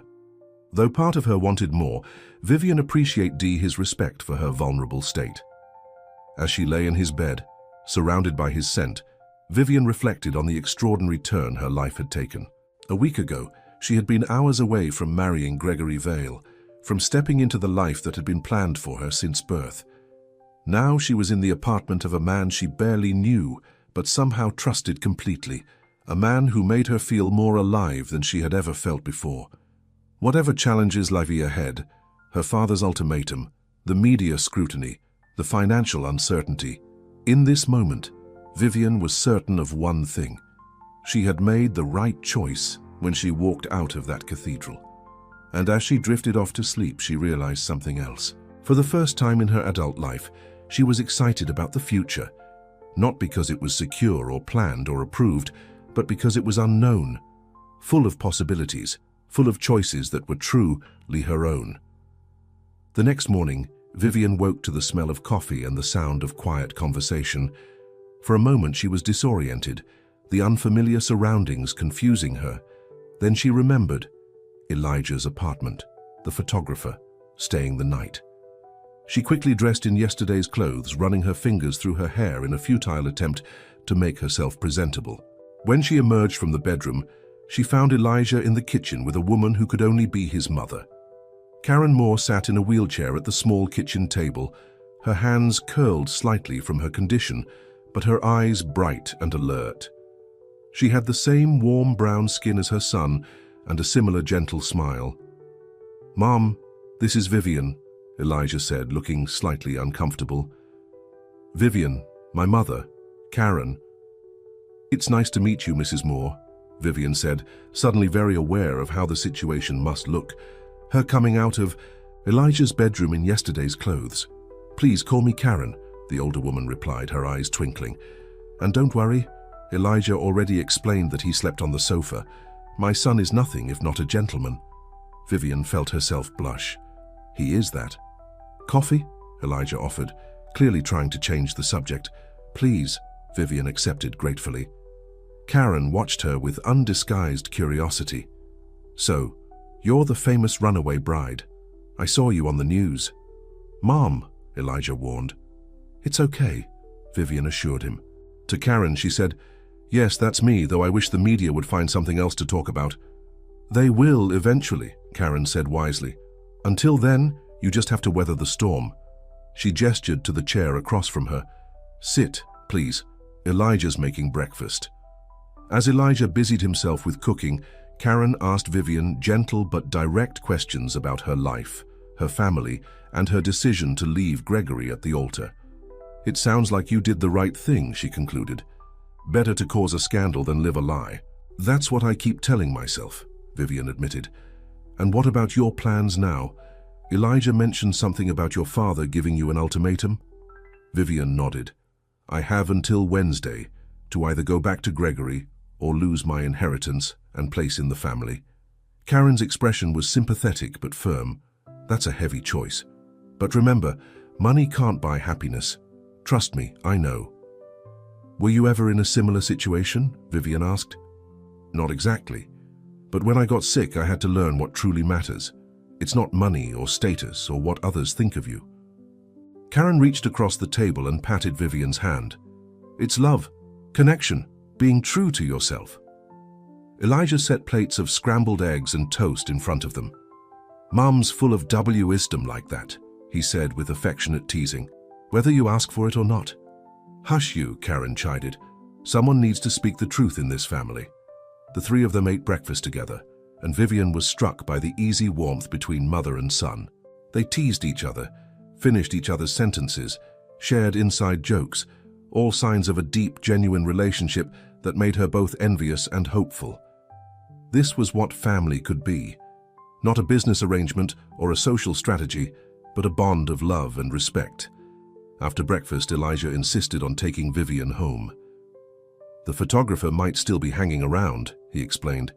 "Better safe than sorry." As they prepared to leave, Karen pulled Vivian aside. "You seem like a lovely young woman," she said. "And I haven't seen my son look at anyone the way he looks at you in a very long time." "Thank you," Vivian said, touched by the Omen's openness. "I feel the same way about him." "Just be careful with his heart," Karen continued, her expression serious. "Elijah has had enough disappointment in his life. I don't want to see him hurt again." "I would never intentionally hurt him," Vivian promised. "I believe you," Karen said. "But intentions aren't always enough. Just be sure about what you want before things go too far." It was a gentle warning, but a warning nonetheless. And as Elijah and Vivian took a taxi back to Manhattan, her mind was filled with Karen's words. Was she sure about what she wanted?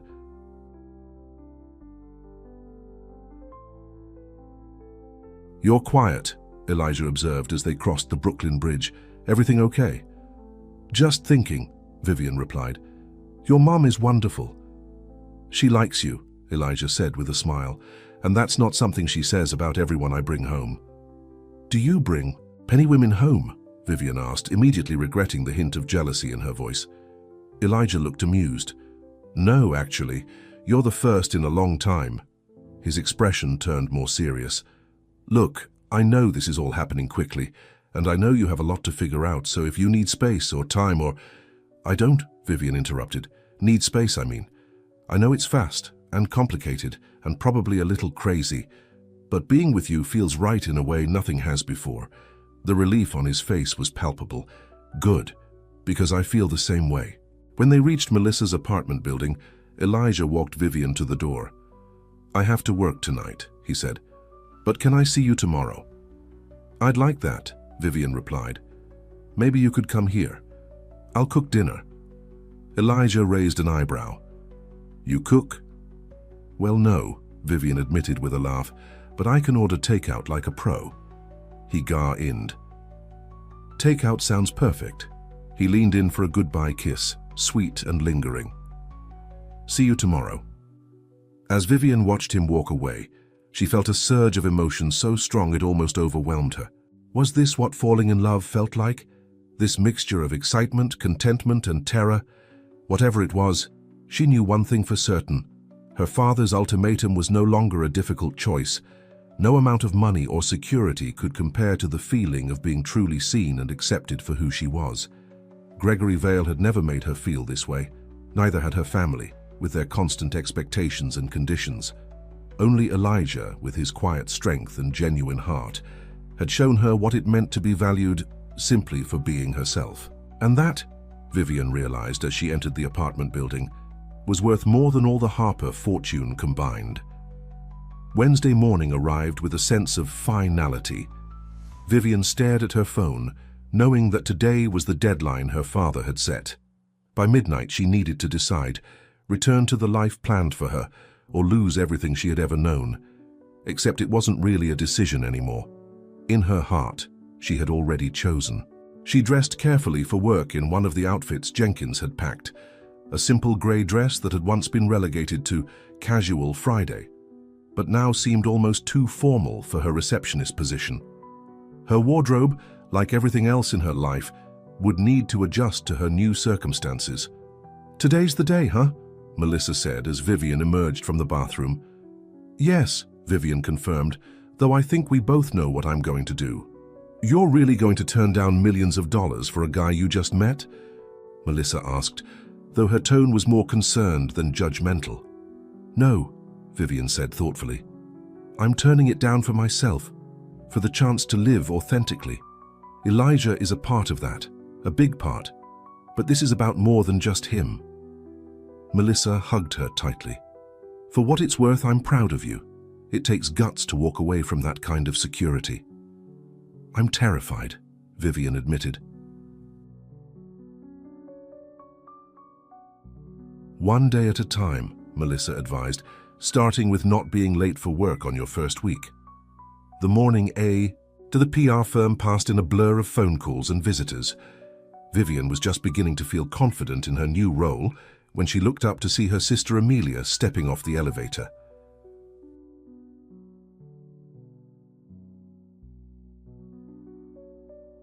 There were shadows under her eyes and her normally perfect hair showed signs of neglect. "We need to talk," she said without preamble. "Privately." Vivian glanced at the clock. "I have a lunch break in 20 minutes. "This can't wait," Amelia insisted. "It's about Dad." Alarmed by her sister's tone, Vivian asked a co-worker to cover the reception desk and led Amelia to a small conference room. "What's going on?" she asked once they were alone. "Is Dad okay?" Amelia paced the small room. "Physically, yes, but he's about to make a huge mistake." She turned to face Vivian. "He's serious about cutting you off. He's already had the lawyers draw up the paperwork to remove you as a beneficiary from his will and the family trust." "I knew he would," Vivian said, trying to hide how much it hurt to hear it confirmed. "That was the ultimatum. But there's more," Amelia continued. "He's selling your shares in the company to the Vale family. He found some loophole that gives him control if you're deemed unfit to manage your assets." "He can't do that," Vivian protested. "Those shares are mine. Grandfather left them to me specifically." "He's claiming temporary mental incapacity on your part," Amelia explained grimly. "The official story is that you had a breakdown before the wedding, which explains why you ran. It's all very sympathetic in public, but legally, it gives him leverage to seize control of your assets."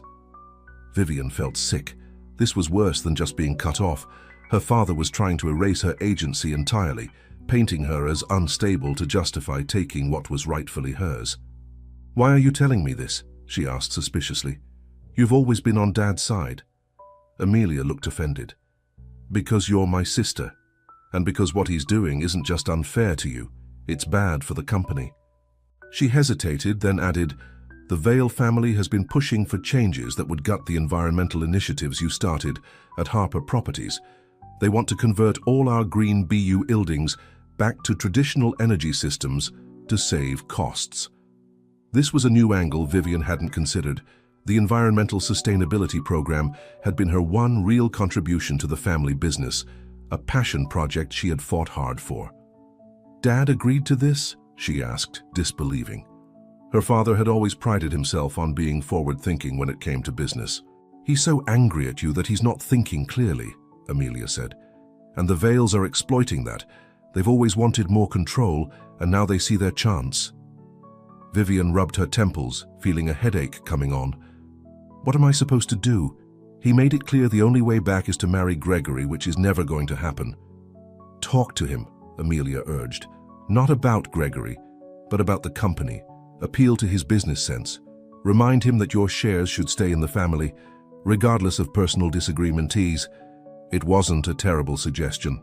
If Vivian couldn't save her inheritance, maybe she could at least protect her grandfather's legacy and the environmental work she cared about. "When?" she asked. "Tonight," Amelia said. "He's hosting a dinner for the board of directors. It would be the perfect time to make your case publicly, where he can't just dismiss you." Vivian considered the idea. It was risky. Her father hated being challenged in front of others. But it might be her only chance to stop him from making a decision that would harm not just her, but the company itself. "Okay," she agreed. "What time?" 7 o'clock, I'll text you the details."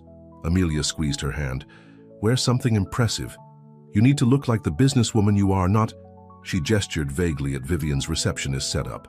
After Amelia left, Vivian sat alone in the conference room, her mind racing. This wasn't how she expected the day to unfold. She had been prepared to let go of her inheritance with quiet dignity, to start fresh without the weight of her family's expectations. Now she was contemplating walking into the lion's den, facing not just her father but the entire board of directors, to fight for what was rightfully hers, and she had a dinner date with Elijah tonight. With a sigh, she pulled out her phone and called him. "Hey," he answered, sounding happy to hear from her. "Looking forward to tonight." "About that," Vivian said reluctantly. "Something's come up. A family situation." She explained what Amelia had told her and her plan to confront her father at the board dinner. "That sounds intense," Elijah said when she finished. "Are you sure you want to do this?" "I don't know," Vivian admitted. "Part of me thinks I should just let it go, start fresh without looking back. But this isn't just about money anymore. It's about my grandfather's legacy and work that I genuinely believe in." "Then you should go," Elijah said supportively. "We can reschedule dinner." "Actually," Vivian said, an idea forming, "I was wondering if you might come with me." There was a pause on the line. "To a dinner with your family's board of directors? The same family that's trying to paint you as mentally unstable for leaving your fiancé?" "I know it's a lot to ask," Vivian said quizzically, "but having you there would mean so much to me. A reminder of why I'm standing my ground." Another pause, longer this time. "What time should I pick you up?" Elijah finally asked. Relief washed over Vivian. 7. "And Elijah?" "Thank you." Preparing for the dinner felt like arming for battle. Vivian had Jenkins bring her most professional outfit, a tailored black pantsuit that projected confidence and authority. Melissa helped with her makeup and hair, creating a look that was polished but not overly formal. "Remember, you're going there as a businesswoman, not as Daddy's little girl," Melissa advised. "Stand your ground, but stay calm. The moment you get emotional is the moment they stop taking you seriously." When Elijah arrived to pick her up, Vivian's breath caught. He was wearing a charcoal gray suit that fit him perfectly, his usual casual style replaced by something more formal but no less appealing. "You look amazing," she said, genuinely impressed. "Is that suit new?" Elijah looked slightly embarrassed. "I borrowed it from my cousin. I figured meeting your family's board of directors required more than my usual work clothes." "You look perfect," Vivian assured him, reaching up to straighten his tie. "Thank you for doing this." "Are you sure it's a good idea for me to be there?" he asked, concern evident in his voice. I don't want to make things more difficult for you. Having you with me makes me stronger, Vivian said simply. Besides, they should see that I've made my choice, and I'm not going back.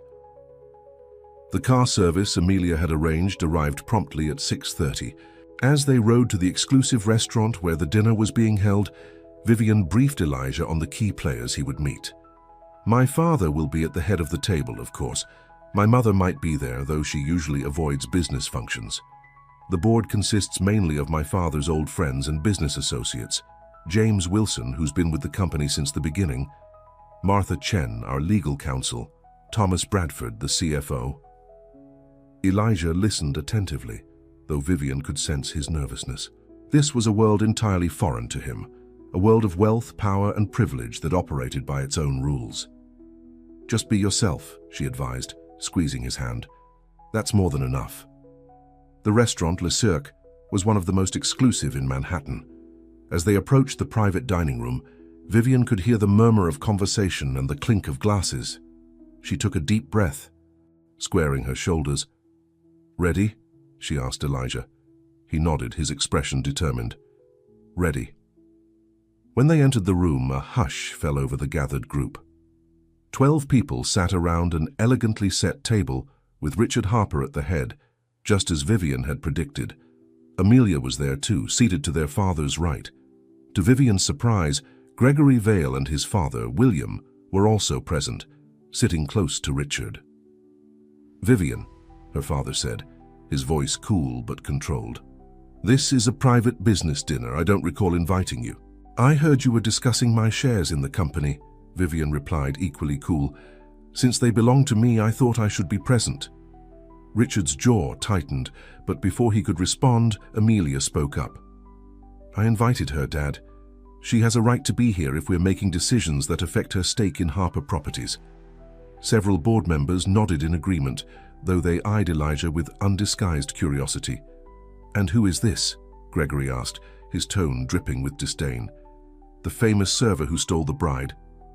This is Elijah Moore, Vivian said firmly. My guest. Martha Chen, the company's legal counsel, cleared her throat. Perhaps Mr. Harper could arrange for 2 more place settings. As Miss Harper points out, she does have a legal interest in these proceedings. Richard looked like he anted to refuse, but with all eyes on him, he signaled to the waiter. 2 more chairs. As they were seated, Vivian deliberately positioning herself directly across from Gregory, the tension in the room was palpable. Conversations resumed in hushed tones, with occasional glances toward the newcomers. You didn't mention Gregory would be here, Vivian whispered to Amelia, who was seated next to her.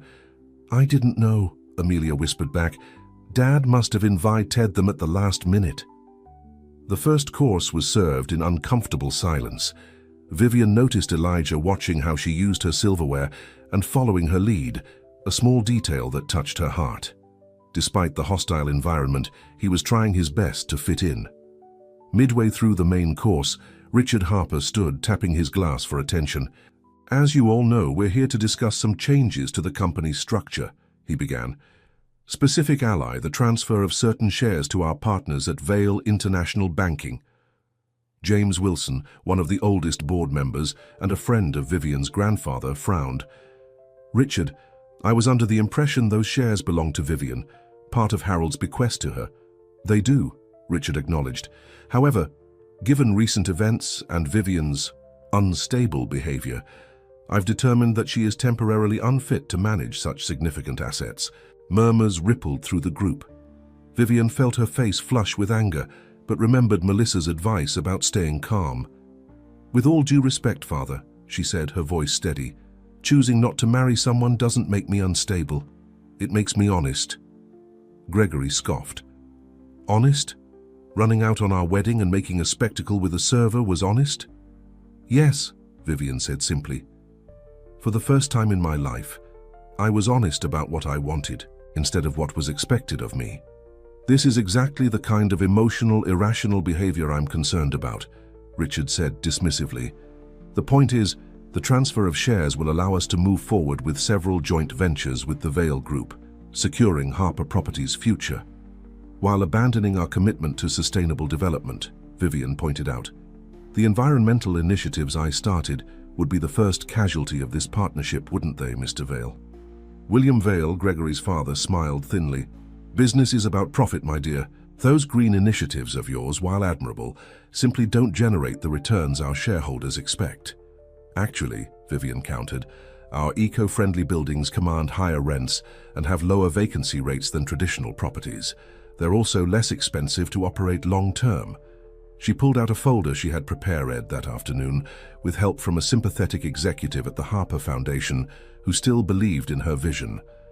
These are the quarterly reports for the past 2 years, she continued, passing copies around the table. Our green properties consistently outperform conventional ones by an average of 18%. Abandoning that strategy now would be financially irresponsible. Several board members began examining the figures with interest. Martha Chen looked particularly impressed. These numbers are compelling, she noted. I wasn't aware the sustainability program was performing so well. Richard Harper's face darkened. This is irrelevant. The decision has been made. Has it? James Wilson challenged. Because as I recall, any transfer of founding family shares requires a full board vote. And I, for one, would like to hear more about what Vivian has to say. Vivian felt a surge of hope. James H. had been her grandfather's closest friend and had always had a soft spot for her. If he was on her side, others might follow. The reality is, she continued, gaining confidence, this proposed transfer isn't about what's best for Harper Properties. It's about punishing me for making a personal choice my father disagrees with. She looked directly at Richard.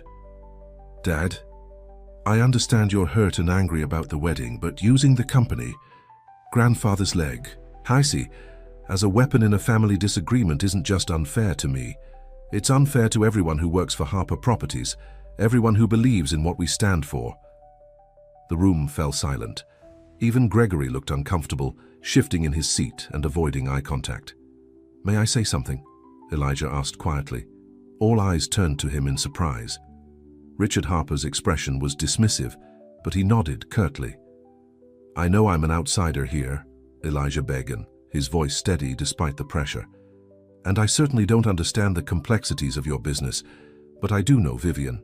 In the short time I've known her, I've seen her intelligence, her compassion, and her integrity. He looked around the table, making eye contact with each board member. The Vivian I know isn't unstable or irrational. She's someone who had the courage to make an incredibly difficult choice, knowing it would cost her dearly, because it was the right thing to do. That's not instability. That's character. Martha Chen nodded thoughtfully. He makes a good point, Richard. And legally speaking, choosing not to marry hardly constitutes grounds for declaring someone unfit to manage their assets. Any court would throw that argument out immediately. William Vale leaned forward. This is becoming a waste of time. Richard, if you can't deliver your daughter's shares as promised, per her PS, we should reconsider our entire arrangement. Now wait a minute, James Wilson interjected. If these figures are accurate, abandoning the sustainability program would be short-sighted, and alienating Vivian, who clearly understands this aspect of the business better than anyone, seems counterproductive. The conversation devolved into heated debate with board members taking sides. Throughout it all, Vivian remained calm, addressing questions about her environmental initiative with knowledge and confidence. Elijah stayed quiet but supportive, his steady presence beside her a source of strength. Finally, Richard Harper held up his hand for silence. It seems we have more to discuss before any decisions can be made, he conceded reluctantly. I propose we table the share transfer issue until our next quarterly meeting, giving us time to review Vivian's data more thoroughly. It wasn't a complete victory, but it was a reprieve. Vivian had bought herself 3 months to make her case more formally and solidify support among the board members. As the dinner concluded, various directors approached Vivian, expressing interest in hearing more about her sustainability projects. Even Gregory's father, William Vale, grudgingly acknowledged that her presentation had been competent. Richard Harper remained at the head of the table, watching the interactions with a stony expression. When most of the guests had departed, he finally approached Vivian and Elijah. That was quite a performance, he said coldly. I didn't think you had it in you to fight like that. I learned from the best, Vivian replied. You always taught me to stand up for what I believe in." "I meant within reason," Richard countered, "within the boundaries of family loyalty." "Family loyalty should work both ways, Dad," Vivian said softly. "You were ready to declare me mentally unfit because I didn't marry the man you chose. How is that loyalty to me?" Richard's gaze shifted to Elijah. "And I suppose he's worth throwing away your birthright?" Before Vivian could answer, Elijah spoke. "Sir, with all due respect, Vivian isn't throwing away anything. She's choosing to live authentically, to follow her heart instead of someone else's plan for her life. That takes more courage than most people ever show." Richard seemed taken aback by the directness of Elijah's response. He studied the younger man with new interest. "You speak well for a server," he observed. "I'm also an educator," Elijah replied without defensiveness. "Or I will be once I finish my master's degree, and more importantly, I care deeply about your daughter's happiness." Something flickered in Richard's eyes. Not quite approval, but perhaps a reluctant reassessment. "The board vote hasn't happened yet," he reminded Vivian. "This is just a delay, not a victory." "I know," Vivian acknowledged, "but it's a chance to show you and everyone else that I'm not being irrational or emotional.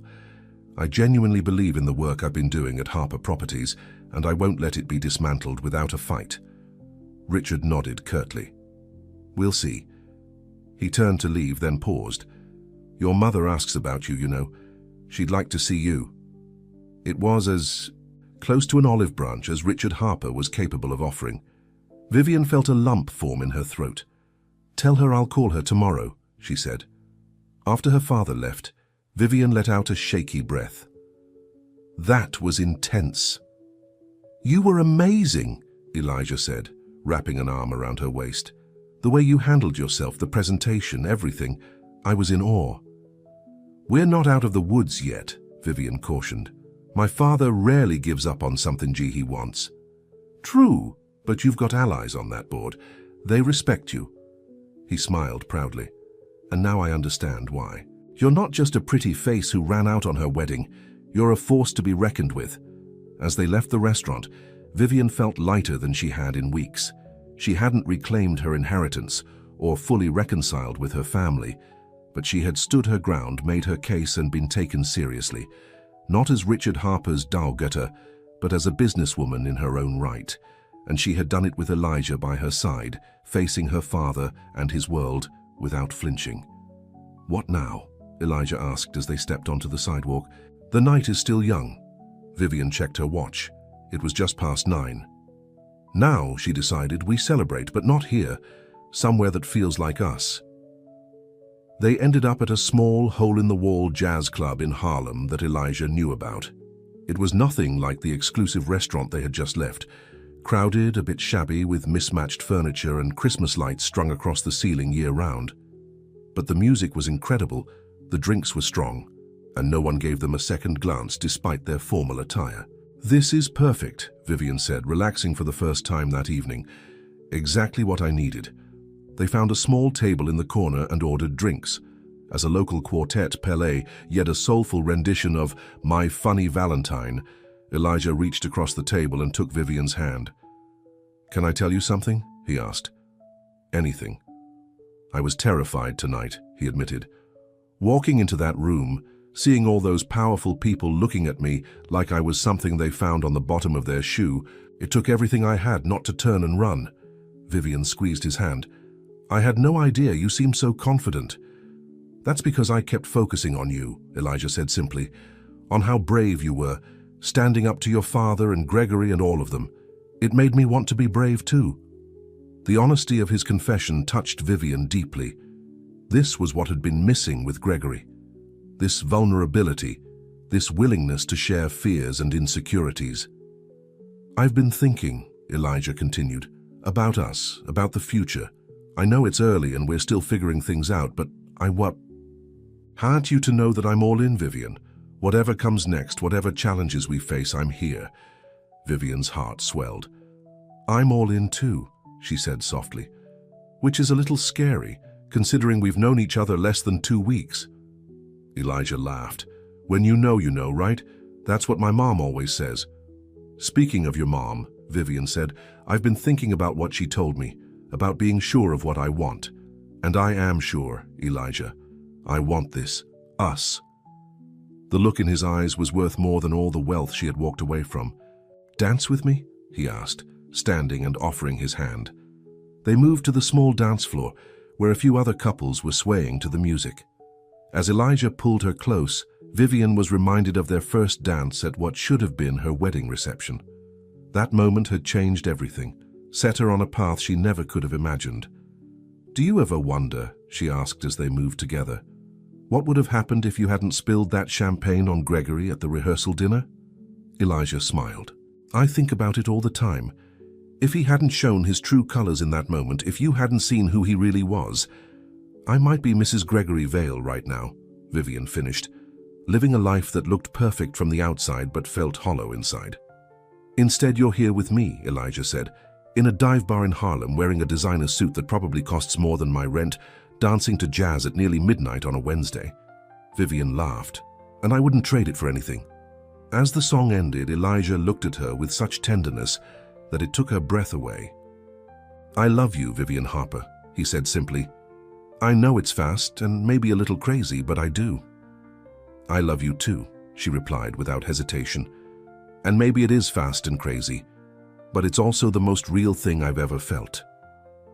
Their kiss was sweet and full of promise, a perfect moment in an imperfect world. 2 days later, Vivian stood in the small studio apartment Melissa's cousin had helped her find. It was tiny compared to what she was used to. Just one main room with a kitchenette, plus a bathroom barely big enough to turn around in, but it was clean and bright, with a big window overlooking a tree-lined street in Chelsea. Most importantly, it was hers, the first place she had ever rented with her own money, independent of her family's wealth and influence. Elijah was helping her move in, which didn't take long given how few possessions she had. Jenkins had smuggled out more of her clothes and a few treasured mementos, but most of her belongings remained at the Harper estate. "What do you think?" she asked as they stood in the center of the empty room. "Tous, sir." "Mall?" "It's perfect," Elijah assured her. "A blank canvas. We can find furniture at thrift stores, maybe some plants to brighten it up." The "we" wasn't lost on Vivian. Though they had only known each other a short time, they were already thinking as a unit, making plans together. Her phone rang, her mother's ringtone. Since their conversation the day after the board dinner, Eleanor Harper had been cautiously reaching out, trying to rebuild their relations independent of Richard's anger. "Hi, Mum," Vivian answered. "Darling, I just wanted to check that you're settling in okay," Eleanor said. "And to let you know that I've had some of your books and photos packed up. I thought they might make your new place feel more like home." "Thank you," Vivian said, genuinely touched by the gesture. "That means a lot." "And," Eleanor continued hesitantly, "I was wondering if you might join me for lunch next week, just the two of us." It was a small step, but an important one. "I'd like that," Vivian said. After ending the call, she turned to find Elijah watching her with a smile. "Good news?" he asked. "My mother wants to have lunch. I think she's trying in her own way." "That's a start," Elijah observed. "Families are complicated. It takes time to find new ways of relating to each other." Vivian nodded, looking around the empty apartment. "Everything's changing so fast. 2 weeks ago, I was about to marry Gregory. Now I'm working as a receptionist, living in a studio apartment and falling in love with a man my parents never would have approved of." "Regrets?" Elijah asked, a hint of worry in his voice. "Not a single one," Vivian assured him, moving into his arms. "For the first time in my life, I'm making my own choices, building a life that feels authentic. It won't always be easy," Elijah cautioned. "The media will eventually lose interest, but there will be other challenges: financial stress, family drama, the everyday difficulties of any relationship." "I know," Vivian acknowledged, "but we'll face them together." As they stood in the empty apartment that represented Vivian's new beginning, sunlight streaming through the windows and casting golden patterns on the bare floor, Elijah pulled her closer. "May I have this dance?" he asked with a smile. "Always, Viv," Ian replied, resting her head on his shoulder as they began to move in perfect harmony. No music needed but the beating of their hearts. Outside, the city continued its relentless pace. Inside, in a tiny studio apartment that was nothing like the mansion Vivian had grown up in, two people who had found each other against all odds danced their own dance, unscripted, unpredictable, and utterly real. 6 months later, Vivian stood in the boardroom of Harper Properties, completing her presentation on the expanded environmental initiative she had developed. The quarterly numbers had proven her right. The sustainable buildings were outperforming traditional ones by an even wider margin, attracting premium tenants and generating positive press for the Compa. As you can see, she concluded, expanding the program to include our Chicago and Miami properties isn't just environmentally responsible, it's financially sound. The board members nodded approvingly. Even her father, who had initially opposed her continued involvement with the company, looked grudgingly impressed. "Thank you, Vivian," Richard said formally. "The board will consider your proposal and vote next week." As the meeting adjourned, several directors stopped to compliment her work. Martha Chen, the legal counsel who had been an early ally, squeezed her arm supportively. "They'll approve it," she whispered. "Your father included. He may not say it, but he's proud of what you've accomplished." Vivian wasn't so sure about that, but she appreciated the sentiment. Her relationship with her parents remained complicated. Weekly lunches with her mother, occasional strained conversations with her father. So they were trying, in their way, to accept the new path she had chosen. The fact that she had proven herself professionally had helped. Though she no longer held an official position at Harper Properties, she had carved out a role as an environmental consultant, earning a modest but respectable fee for her work. Combined with her receptionist job, which she had kept despite her father's disdain, she was supporting herself independently. As she gathered their materials, Richard approached her. "That was a solid presentation," he acknowledged. "You've done your research." "Thank you," Vivian said, surprised by the compliment. Richard hesitated, then added, "Your mother and I were wondering if you might join us for dinner this weekend. Sunday, perhaps." Vivian considered the invitation. Sunday dinners had once been a non-negotiable Harper family tradition, but she hadn't attended one since leaving Gregory at tea. "Alter. I'd like that," she said carefully. "Would it be all right if I brought Elijah?" Richard's expression tightened slightly, but he nodded. "If that's what you want." It wasn't enthusiastic acceptance, but it was progress. 6 months ago, he wouldn't have even considered having Elijah in his home. "How is he doing?" Richard asked stiffly. "Still serving?" "He's completed his master's degree," Vivian said with pride. "He starts teaching at Brooklyn Heights High School next month. English literature." "I see." Richard looked like he wanted to say more but was restraining himself. "Well, 7 o'clock on Sunday then." After he left, Vivian took a moment to absorb what had just happened. A professional victory, followed by a personal olive branch. Small steps toward reconciliation, toward a new kind of relationship with her family, one based on mutual respect rather than obedience and expectation. Ooty-side Harper Tower, Elijah was waiting for her, casually leaning against a lamppost. At the sight of him, Vivian's heart still skipped a beat, just as it had that first day when their eyes met across the rehearsal dinner. "How did it go?" he asked as she approached. "Really well," Vivian said, kissing him hello.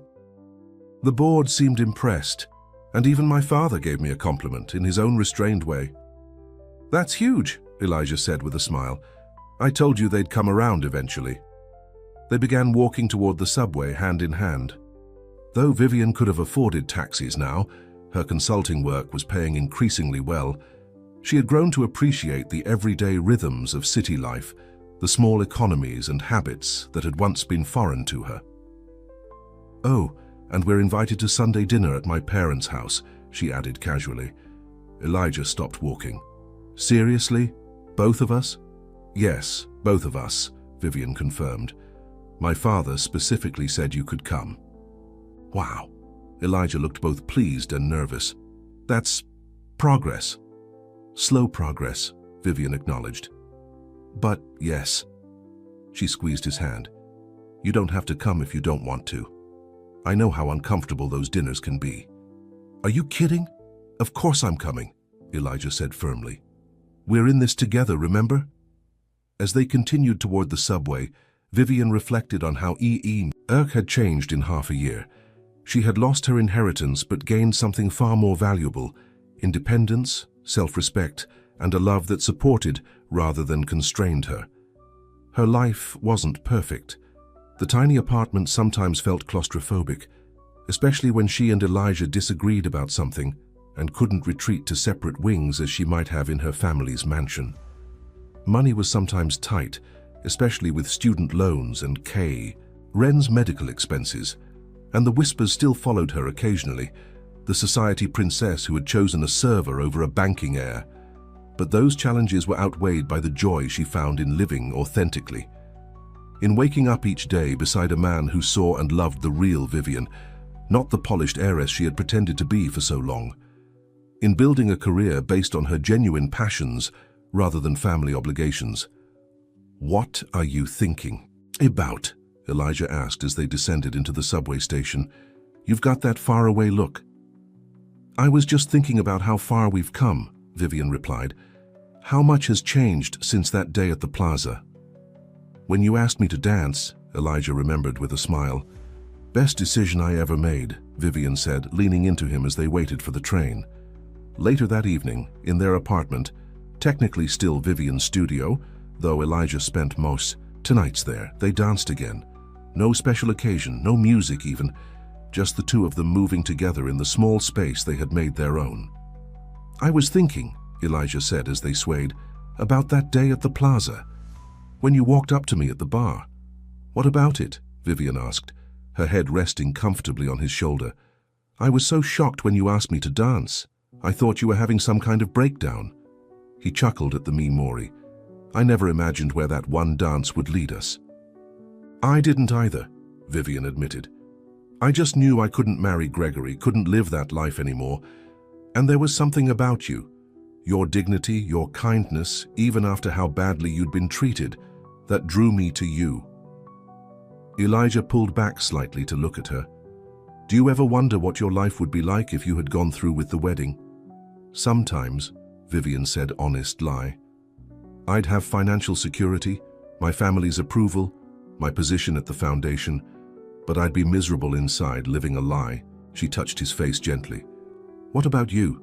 Do you ever wish you'd turned me down that day, saved yourself all this drama?" "Never," Elijah said without hesitation, "not even for a second." As they continued to dance in their tiny apartment, surrounded by the modest furnishings they had collected together, thrift store finds, hand-me-downs from friends, a few precious items Jenkins had smuggled out of the Harper estate, Vivian felt a contentment that all her family's wealth had never provided. She had chosen the dance that day at the plaza, a dance of authenticity, of courage, of following her heart instead of others' expectations. And though the music had changed, the rhythm had sometimes faltered, the steps had not always been certain, she had never regretted her choice, not on sea, not ever. And as Elijah held her close, his heartbeat steady against hers, Vivian knew with absolute certainty that she never would. The Sassone.